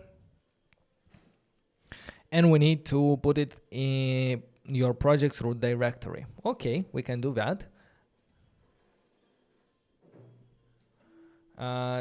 So going here in our project, as the documentation says, we need these Google services in the root directory here. And it's supposed to not have any secret keys, only identifiers. Now, what do we do with this file? Let's click next. Not sure if we need to do anything else, but in our app.json, we need to add the Android Google service file and reference the newly created the newly added file in our application. So in app.json under Android, we will need the Google service file. So I'm gonna copy it, like paste it from here. It's from the same directory and it's google-services.json. Double check the name to match it here. Perfect. For push notification to work correctly, Firebase requires the API key to either be unrestricted. The key can call any API or have access to both Firebase Cloud Messaging and Firebase Installations API. The API key is found under client API key.current field in Google Services JSON. Google Service. Nobody said to create any API keys yet. Firebase also creates an API key in the Google Platform Credential with a name like Android key, auto-created by Firebase. This could be a different key than the one found in Google Services. To be sure that both the current key and the Android key in the Credential console are the same, go to the Google API Credential console and click Show Key to verify their value.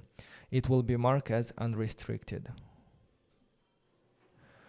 With multiple Android apps might contain duplicated data under the client array in the Google. Okay, this can cause issues. Make sure to only have one client object with the correct keys and metadata in Google Services.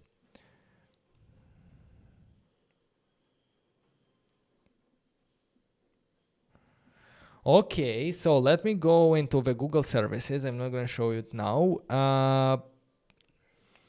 And it says that under the client, we only have to have one. I do have only one. And for the current API, current key, we have an ID of a key. Probably that's not a secret. So to check if it's that one, I'm going to click on this URL, Google Cloud API Credential Console, to see if the key is the same as in my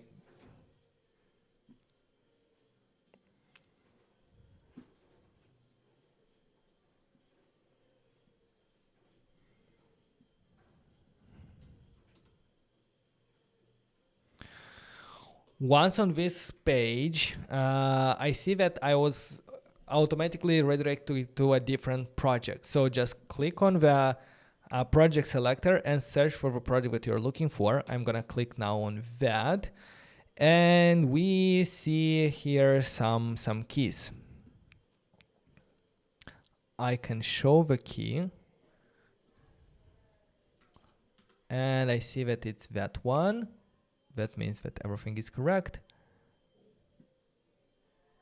But on this page, we also see a warning because we need to create a consent screen with information about the application. I don't think we need that right now. Maybe we're gonna come back later.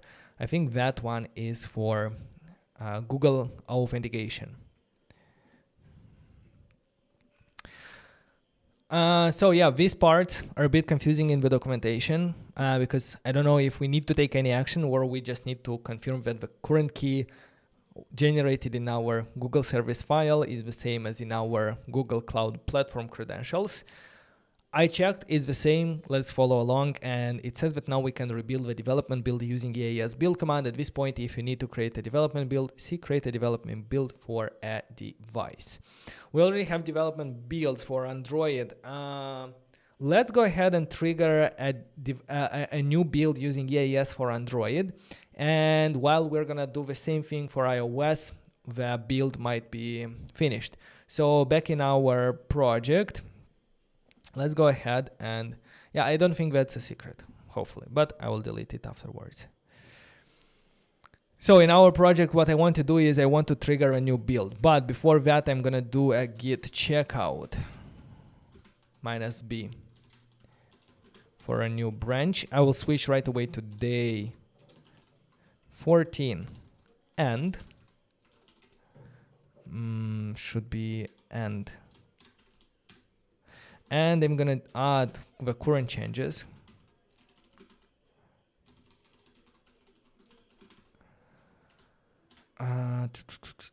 Set up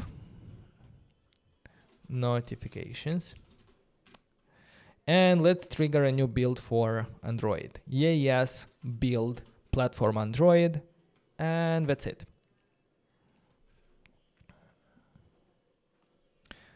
Okay, using Expo server for Android credentials, the key store, and everything is ready. The build has started creating.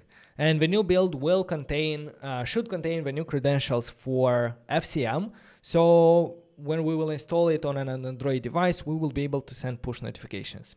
We will also test that as well. Oh, I'm not sure if I have an Android device, but push notifications should work. No, they will not work on an emulator. Android device only. So yeah, I'm not sure. I'm not going to be sure if it works on Android or not, but we can follow along and see what we have to do here. There is also a way to send notification from a server.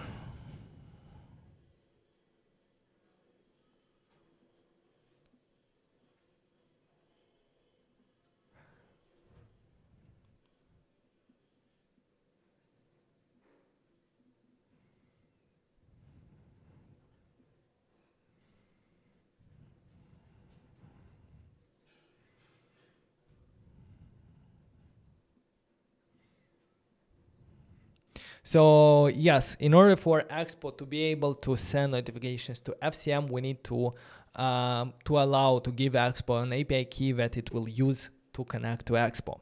So in our Firebase console, next to our project overview, let's click on the project settings.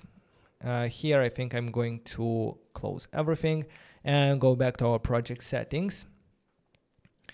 Cloud messaging tab, let's go to cloud messaging. And copy the token listed next to the server key. I don't have a server key here because it's only part of the cloud messaging API legacy, and at the moment it's disabled. So all we have to do is to enable this legacy mode inside Google Cloud. Let's click enable.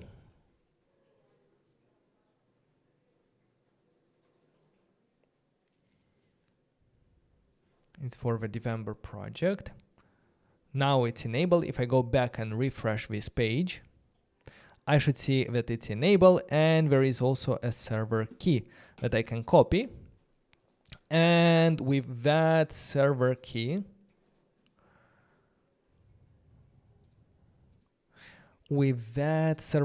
I can go to where?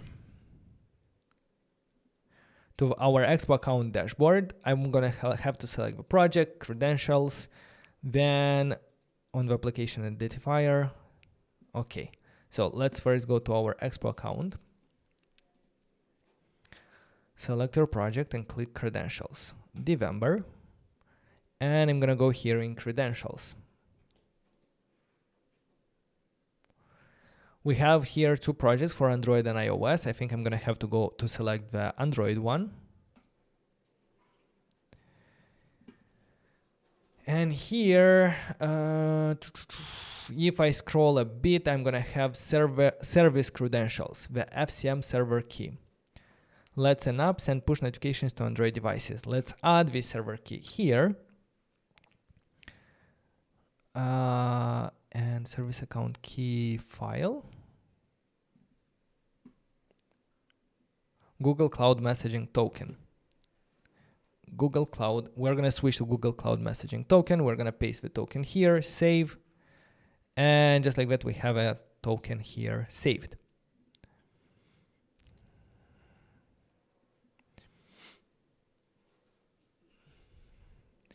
Okay, so for Android, the configuration is finished. What we have done is we have set up a Firebase project for our project that created a specific configuration file called Google Services. We imported it in our project and we linked it to our application through our app.json Android. And here we set it as the Google Service file. We triggered a rebuild for this new file to take into effect so that our application has access to the Firebase project. And another thing that we have done is we have allowed our Expo project, or allowed the Expo backend, to send and interact with the FCM. This way, when we send to Expo a notification, Expo has an API key that can send to FCM. It will know that it's coming from us, and that's how a user will receive a push notification. Now let's follow the iOS documentation. On iOS, if on Android we are using FCM to deliver the push notifications, on iOS that is happening through APNs, a different service, but with the same purpose. So yeah, here you would need a paid developer account to generate the credentials. Make sure you have registered. We're gonna see, probably we're gonna have to do something there. If you create a development build for the first time, you'll be asked to enable push notifications. Answer yes and follow the question when prompted by EAS CLI. Setup for your project. Generate a new Apple notification service key if you're not using EAS. Yeah, I think for iOS, it's going to be done using EAS, the easiest way. EAS will automatically set it up for us and manage the tokens. But let's see if register your iOS device, because maybe we're gonna have to do that. Development builds can be created okay or locally.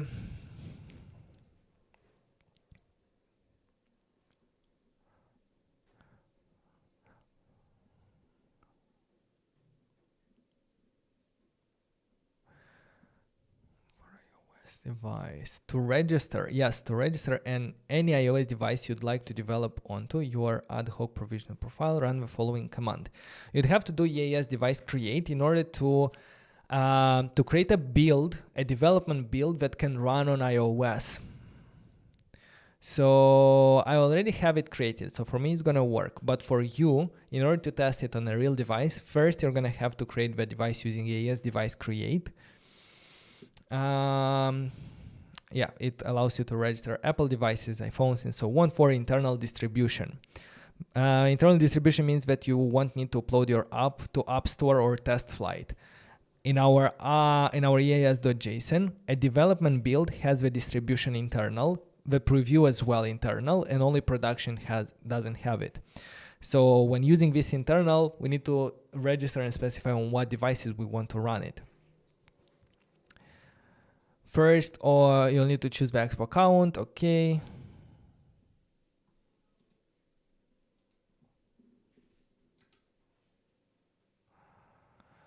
As I said, I already have it, but in your case, follow these steps and you're gonna register the device where you want to test it, a physical device.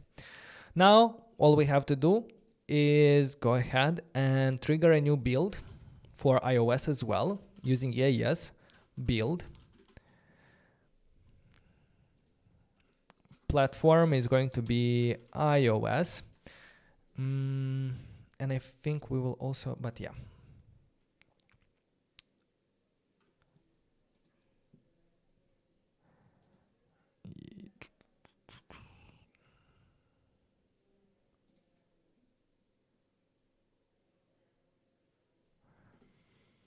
I'm afraid that I'm gonna have to do it twice, but we'll see, we'll see. But we don't need, if I do just EAS build iOS, that's gonna create a production build. I want a profile, a development build to test it out.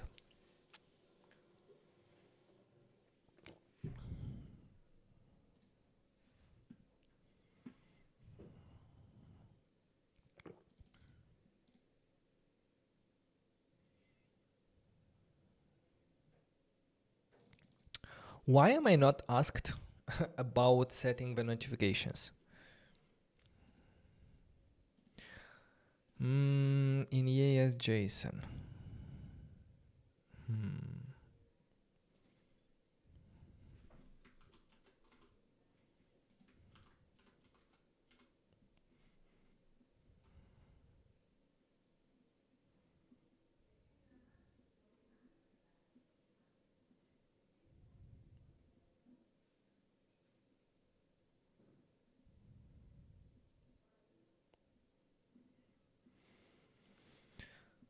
Oh, what I'm looking for.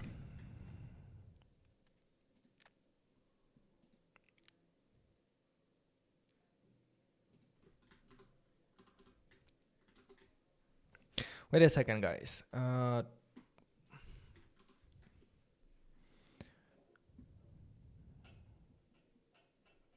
If you create a development build for the first time, you'll be asked to enable push notification. Answer yes to the following question. How to set it up the second time? If you are not using, okay, test using. Wait a second. Why I'm not asked? Yeah, yes, set notifications.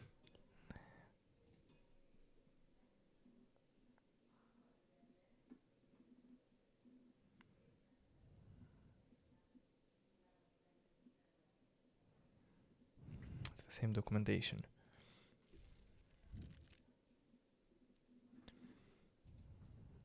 Yeah, yes, build doesn't ask for notifications.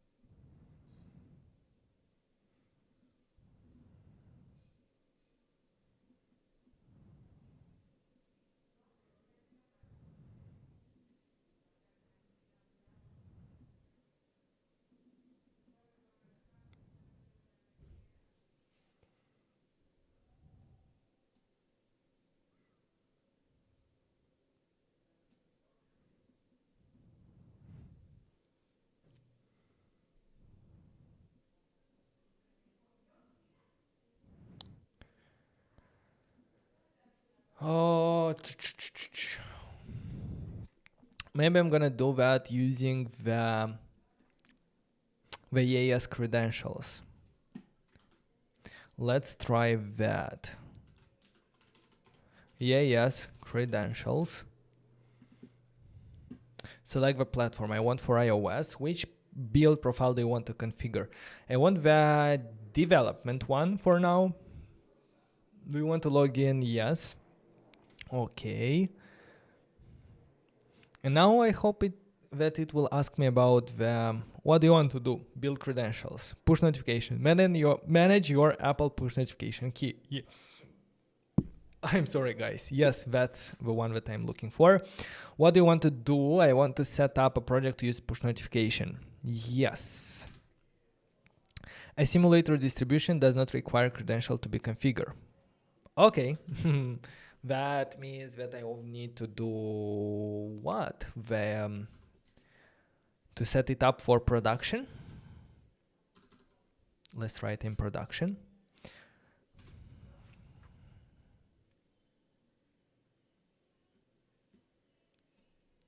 Or maybe not production, but what is previous error? A simulation distribution. And a simulation distribution is only this development because it has iOS simulator, but a preview will not have it. Even though it's going to be internal, but it's not going to be for simulator. So yeah, let's try to set it up for the preview, not for the production. I'm going to go ahead and do again EAS credentials. Our, for iOS, development is for simulator, preview is for physical devices. So let's do that. Do you want to log in? Yes, let's go, let's go, let's go. And here, let's do push notification. Set up a new push notification. It asks me to reuse one. I think I will. Just because they are still like my test projects. You can set up a new one. You can create new push notification tokens. Okay, it was assigned and I have to press any key to continue. What do you want to do next?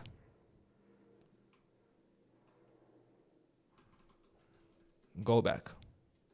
Go back. And that's it. I think I have it. And I will have to trigger a new build for the platform iOS with a profile preview, not development.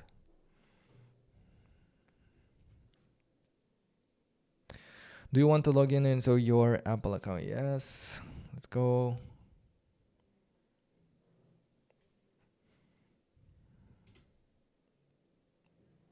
And here it asks me to select the device for the ad hoc build. If you haven't created one, you'll be able probably to create it here, but I have created and connected my iPhone to this development build, so I can select it, and the build that we'll create will only be able to run on my device. Okay, it opens and I can go back to probably our project overview. What do we have here? We have an Android build that is currently going. We have an iOS simulator build that I'm gonna actually cancel. I don't need it anymore for simulator. And we have this iOS build for internal distribution. But yeah, we still have to wait for the previous build to finish for Android. How much does it take?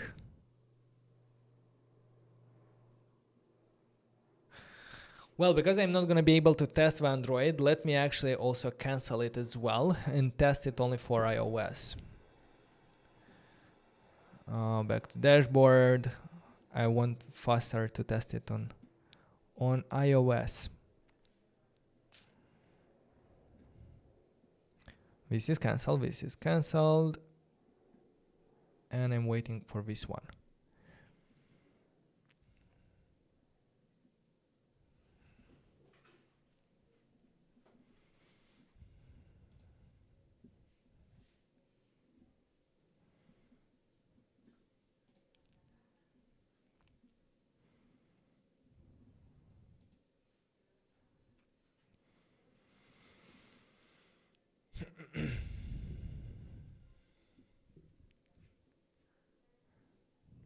On Android, it's also the application ID in our build Gradle file. Yep, thank you.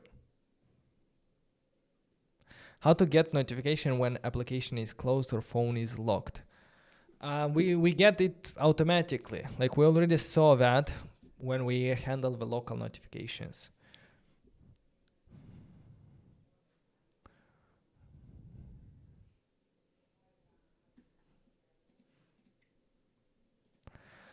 Come on, start.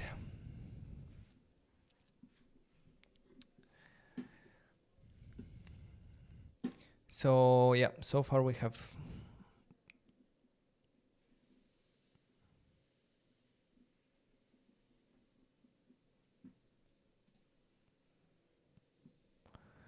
yes, at least the build has started.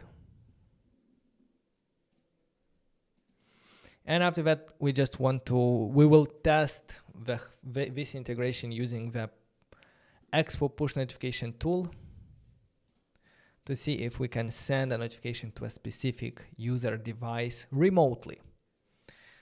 And if that is working, then the whole notification system is working. So by simply signing and integrating with your backend and sending a request to the Expo push notification, it will deliver it to the user device.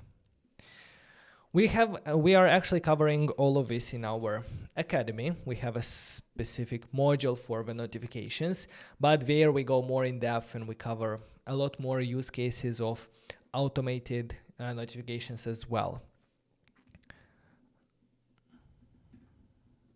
So here in the notification system, we learn both about in-app notifications that you generate in most of the applications that offer interactions between users, and also like automated push notifications with a similar setup, but also with backend integration of if something happens, we automatically send there a push notification through FCM and APN. So yeah, if you're interested, check out Academy at notjust.dev for more information. But now we are still waiting for our Apple build to create a new build that will contain configuration for remote push notifications. Yeah, the build has actually already started and we're gonna probably wait 3-4 minutes until this finishes. Guys, if you have any questions at this moment, you can ask me. Let's see what else we can check so far.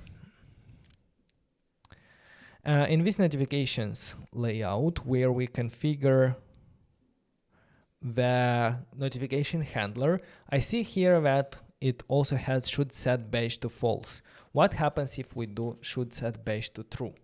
And now in my application, if I'm gonna go to 14 and go to notifications and schedule a notification, maybe I can schedule it a little bit more in advance.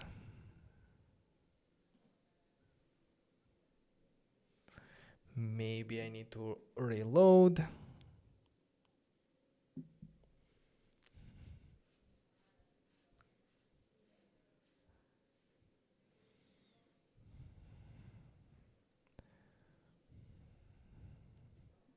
Schedule.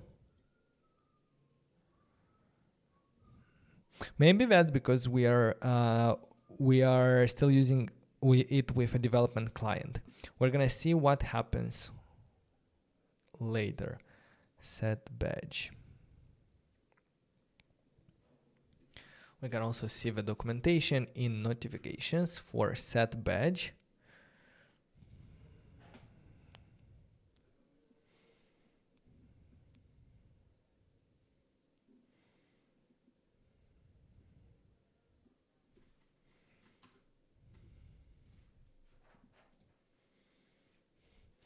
Maybe it only works when the application is in background, most probably. So I'm gonna schedule the notification after 5 seconds in order to have time to close the application. So schedule, come on.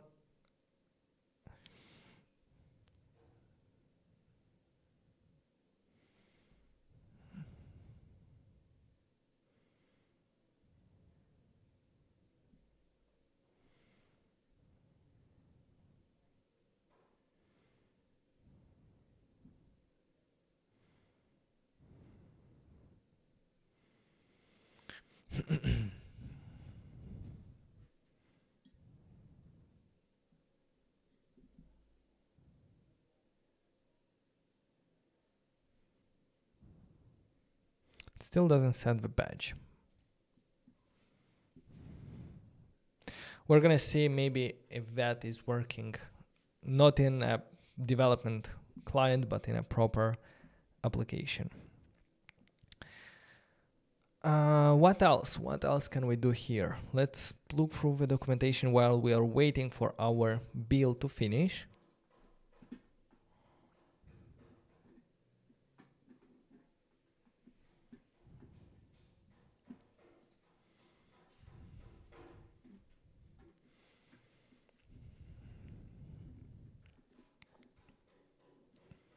With navigation we saw. For credentials, now we have set up that. We set up a Firebase, okay, and for iOS, okay. We can also configure Expo notification.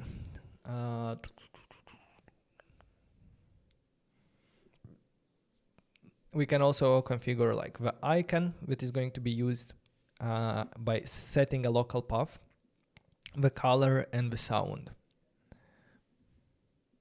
And here is an example of how you can adjust that through the config plugins in up.json. You specify this array with a local icon, color and sound.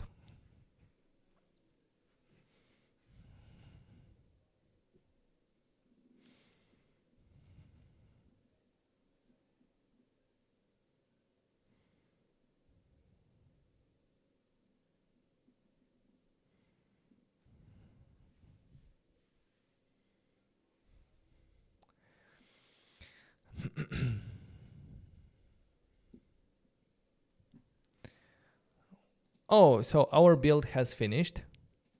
That means that I can install it on a physical device. Let's click install. I have to simply scan this QR code on my phone. That will open in iTunes and it will trigger installing an application. We see it being installed currently.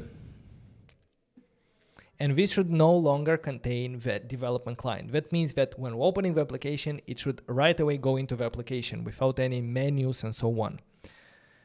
So yes, as you can see, we don't have any menus that are coming from the dev client. Now, if I go here, yeah, I can schedule a notification. It still works. When I build it, I didn't have that enabled, the should set badge. So it's not gonna be here. But what I can do is I might be able to send a over the air update, and that way change some of the stuff. Because, for example, now there is no way for me to get the token without rendering it somewhere on the screen, right? But maybe I can get the same one, or no. Okay, let me do something and test it. In this screen, let's do notifications, change only the title, and try to send an over-the-air update. We have set that up in our previous episode. And now we're gonna use it to send an update without having to rebuild the whole project. And to do that, we're gonna do update, and the branch is not gonna be production, but is going to be preview. And we don't need probably any message. Set up notifications.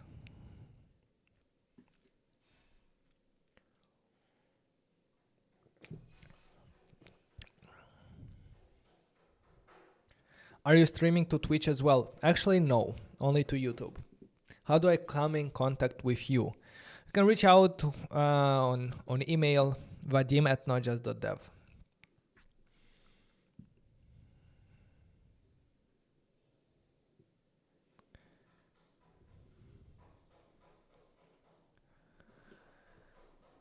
Exported, it's uploading to the server. For iOS, it's finished. So remember, to test a new over-the-air update, what we have to do is, first of all, close the application.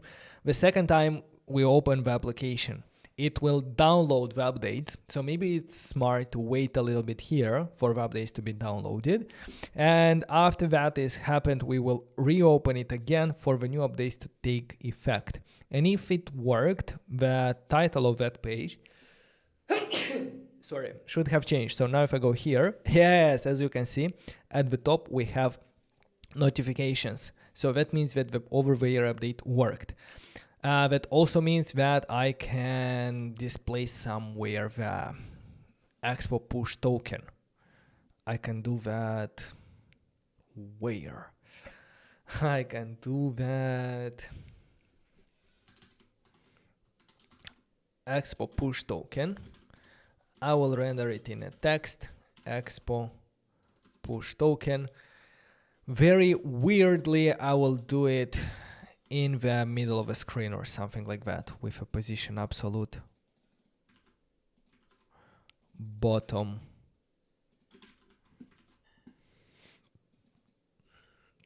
$100 and a background color red. And here inside I'm gonna actually show the Expo push token in order to get it somehow from this device. And in order to do that, I'm gonna have to send another update with a message show push token.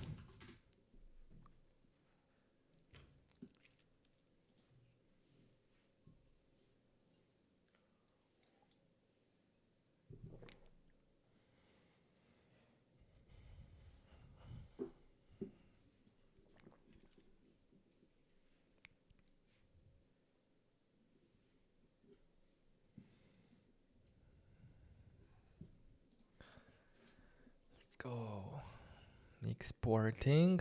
Okay, we're exported, uploading, and I will start the same process. After publishing, open it once to trigger the download, wait for a bit for it to finish, then open it again to use the new update. Now if I go to 14th, here, we see the Expo push token displayed at the bottom of the screen.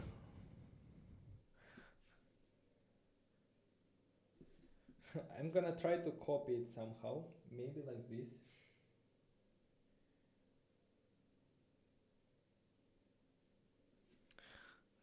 Give me just 1 second to, to figure it out, how to copy that code.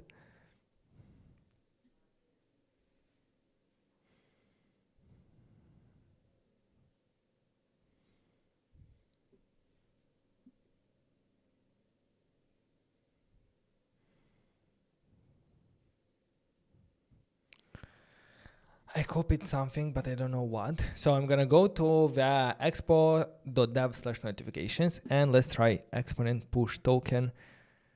And let me confirm that it's this one. VWX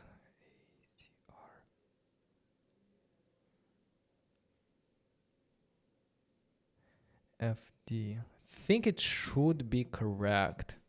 So if the message title will be hello,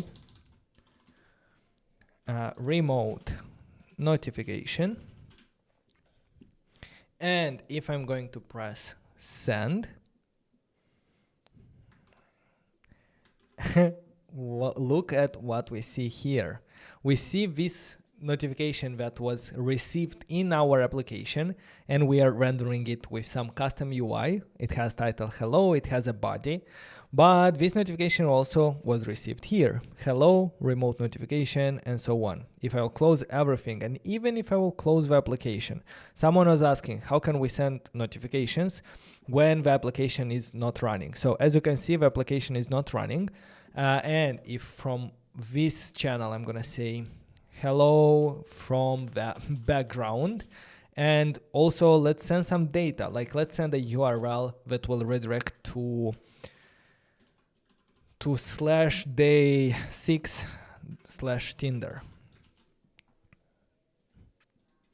If I send this URL notification, you're gonna see that I will receive this notification here. I should receive. Why I'm not receiving it? That's funny. Oh, because it's not a valid. The URL should also be like this.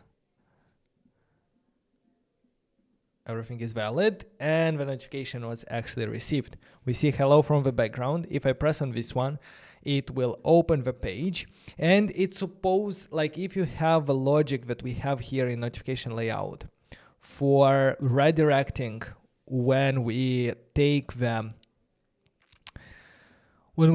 last notification, if you have this logic in your root layout, it will automatically redirect there. However, we have it in a different layout, so it will only do that when we get on this layout. But it actually works, and it will also work if, for example, we have application open. We have application open. For example, if I go here to our notification application, if I'm gonna send now a notification that will redirect to day 4, let's try to send it and move back to our application to see. It has the URL day 4, but it didn't redirect.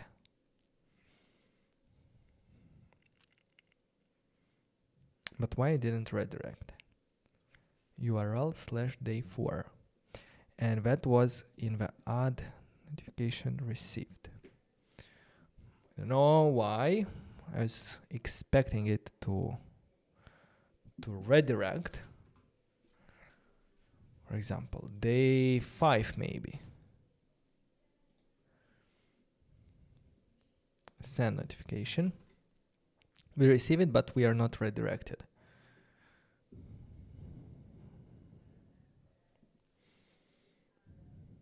So let's try it again. Go here, go to notifications, and send a notification with some data. That's a bit weird because it displays, it receives. Oh, but we are not interacting with it. That's correct. We are not interacting with it. We are only going to be redirected when we interact with these notifications. Yes, and we are redirected to the day to the maps. So now both our local notifications and remote notifications are working. We know that the remote notifications are working because when using this push notification tool and sending a notification to this using the device token, we see that the device actually receives it. And from the previous step where we handled and worked with local notifications, the same logic applies to remote as well. Now the next step would be to send to the Expo service. So if I'm going to go to the documentation, to push notification setup maybe.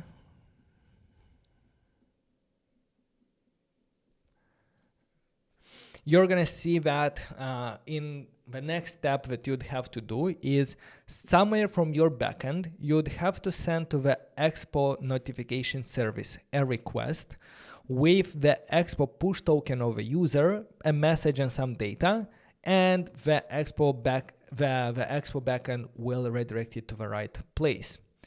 So our backend, we simulated it using this tool, but it's actually the same. You can also look at references to see how we can overview. Let's see.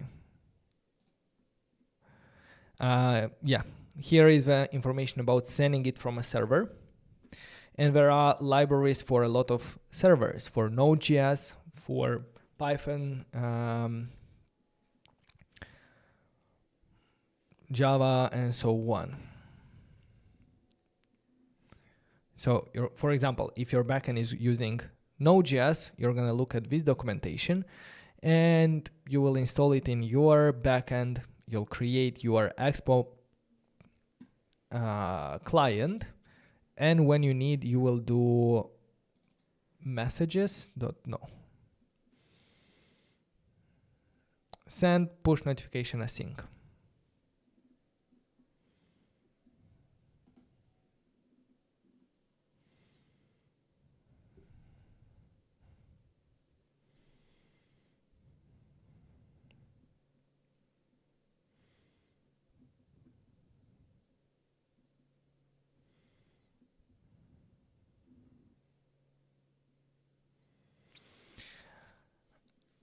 And in fact, you don't need any extra libraries to send a push notification. You can simply send a post request using any fetch or even curl command to the exp.host and use your Expo push token, and it will work like that.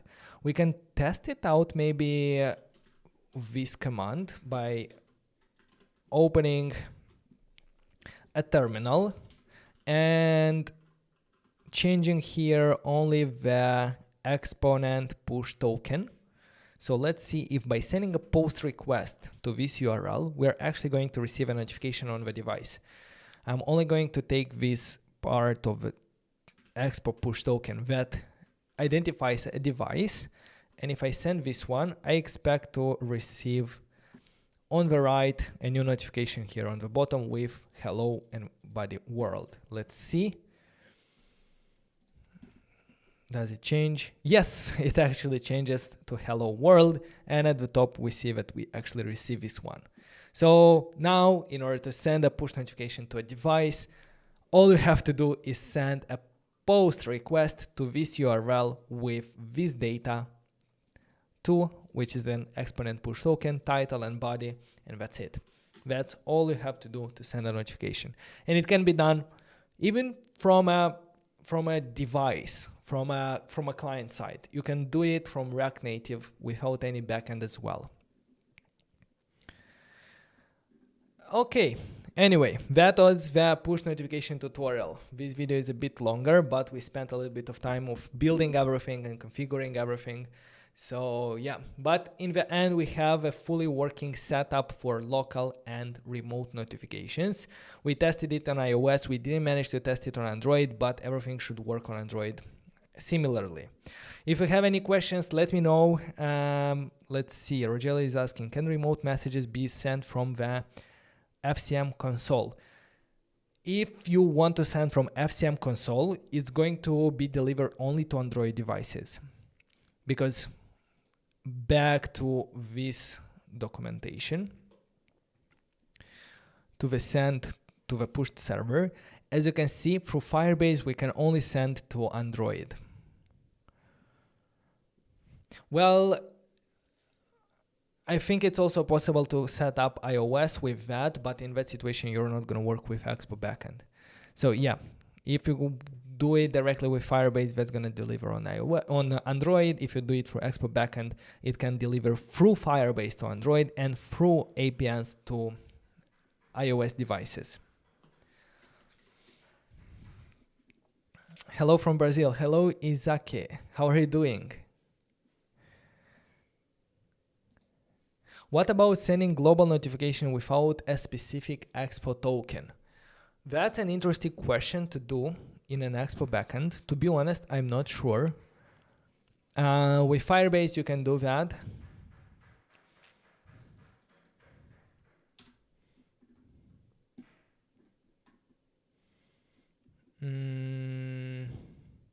With Expo backend, I'm not sure. But that's a good question.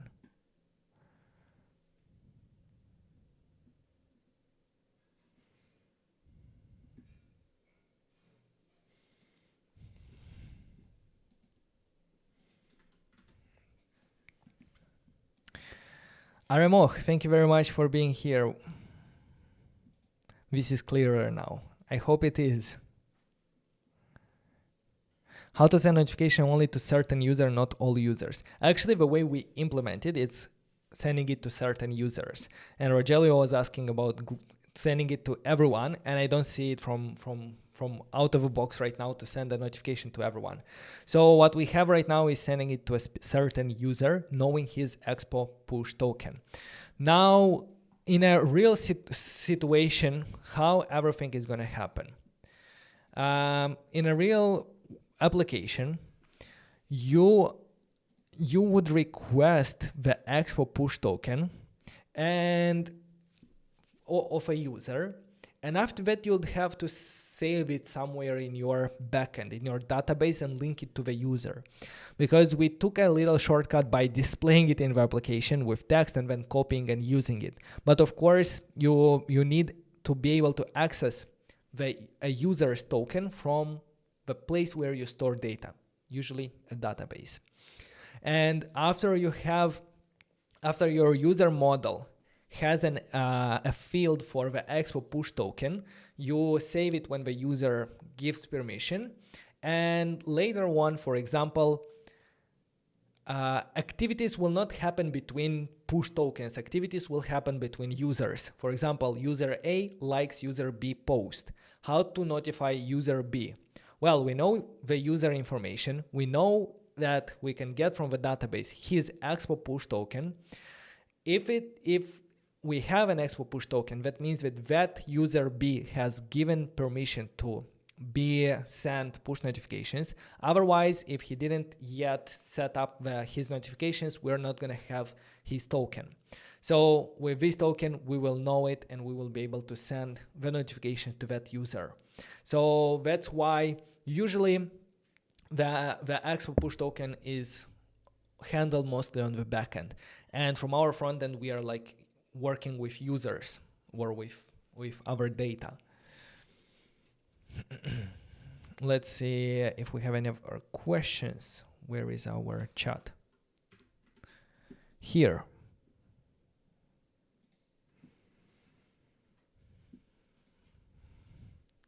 Finally, I think it's one of the hardest themes. Do you need any extra steps when you want to deploy to App Store?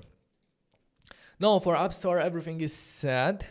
We will only have to create the credentials for production as well. So in the step that we have done to do EAS credentials, we have set up the push notification token for the preview profile. We will also have to do it for the production by going here and following the same step to set up this push notifications, manage your push notification key.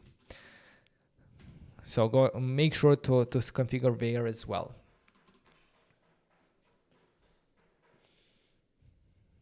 I'm currently using Firebase function to send notification when something from the user changes in the database, and it's working fine. Yes, that would be a good solution as well. Is push token a constant? The push token identifies an application installed on a device. So if a user will sign in to your application from different devices, he will have two different Expo push tokens. In that situation, you can change a little bit your data structure. If you want to support, like, if usually the users of your application are signing in from different devices, you'd want to save all the Expo push tokens. Because if you only save the last one, the user will receive a push notification only on the device that he used lastly with your application, if it makes sense, because you will always override. However, if you keep track of a list of tokens linked to the user, maybe an array of Expo tokens, when you want to notify that user, you can go ahead and send to all his Expo push tokens. And this way he might receive a notification on his phone, on his iPad, on his web, if he is using your application. So yeah, that's also a good question. Well explained. Like I said earlier, I landed the Expo token of the use on the backend. When the user give access to push notification, the notification token is saved for each user. Yes.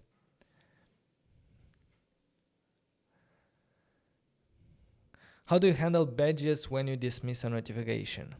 I actually haven't seen the badges working at all for us.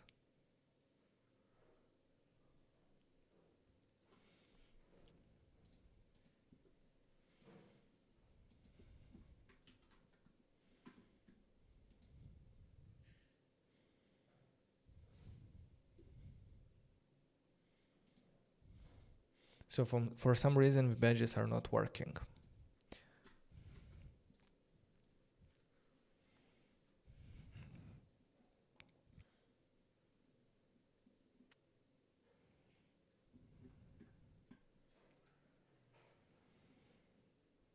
Is there a maximum of notifications which I can send in 1 second from a server?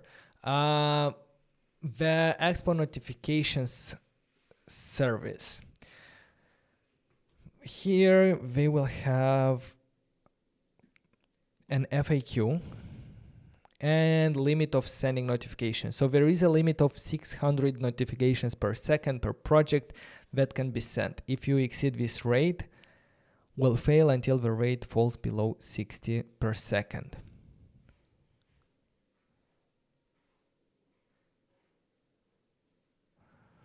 Yeah, so by default, the Expo notification service will have this limit of 600 per second.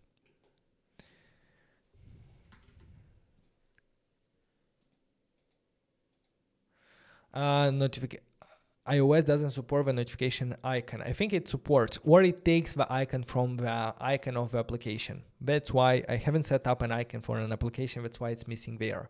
But anyway, guys, we are live for almost 3 hours. Thank you very much for being here. And I hope that this tutorial was valuable to you and you learned something important about building mobile applications. And this is sending push notifications, a very powerful feature that can help you improve the engagement of your application and keep your users using your application. Don't forget that during December, we're going live every single day with a new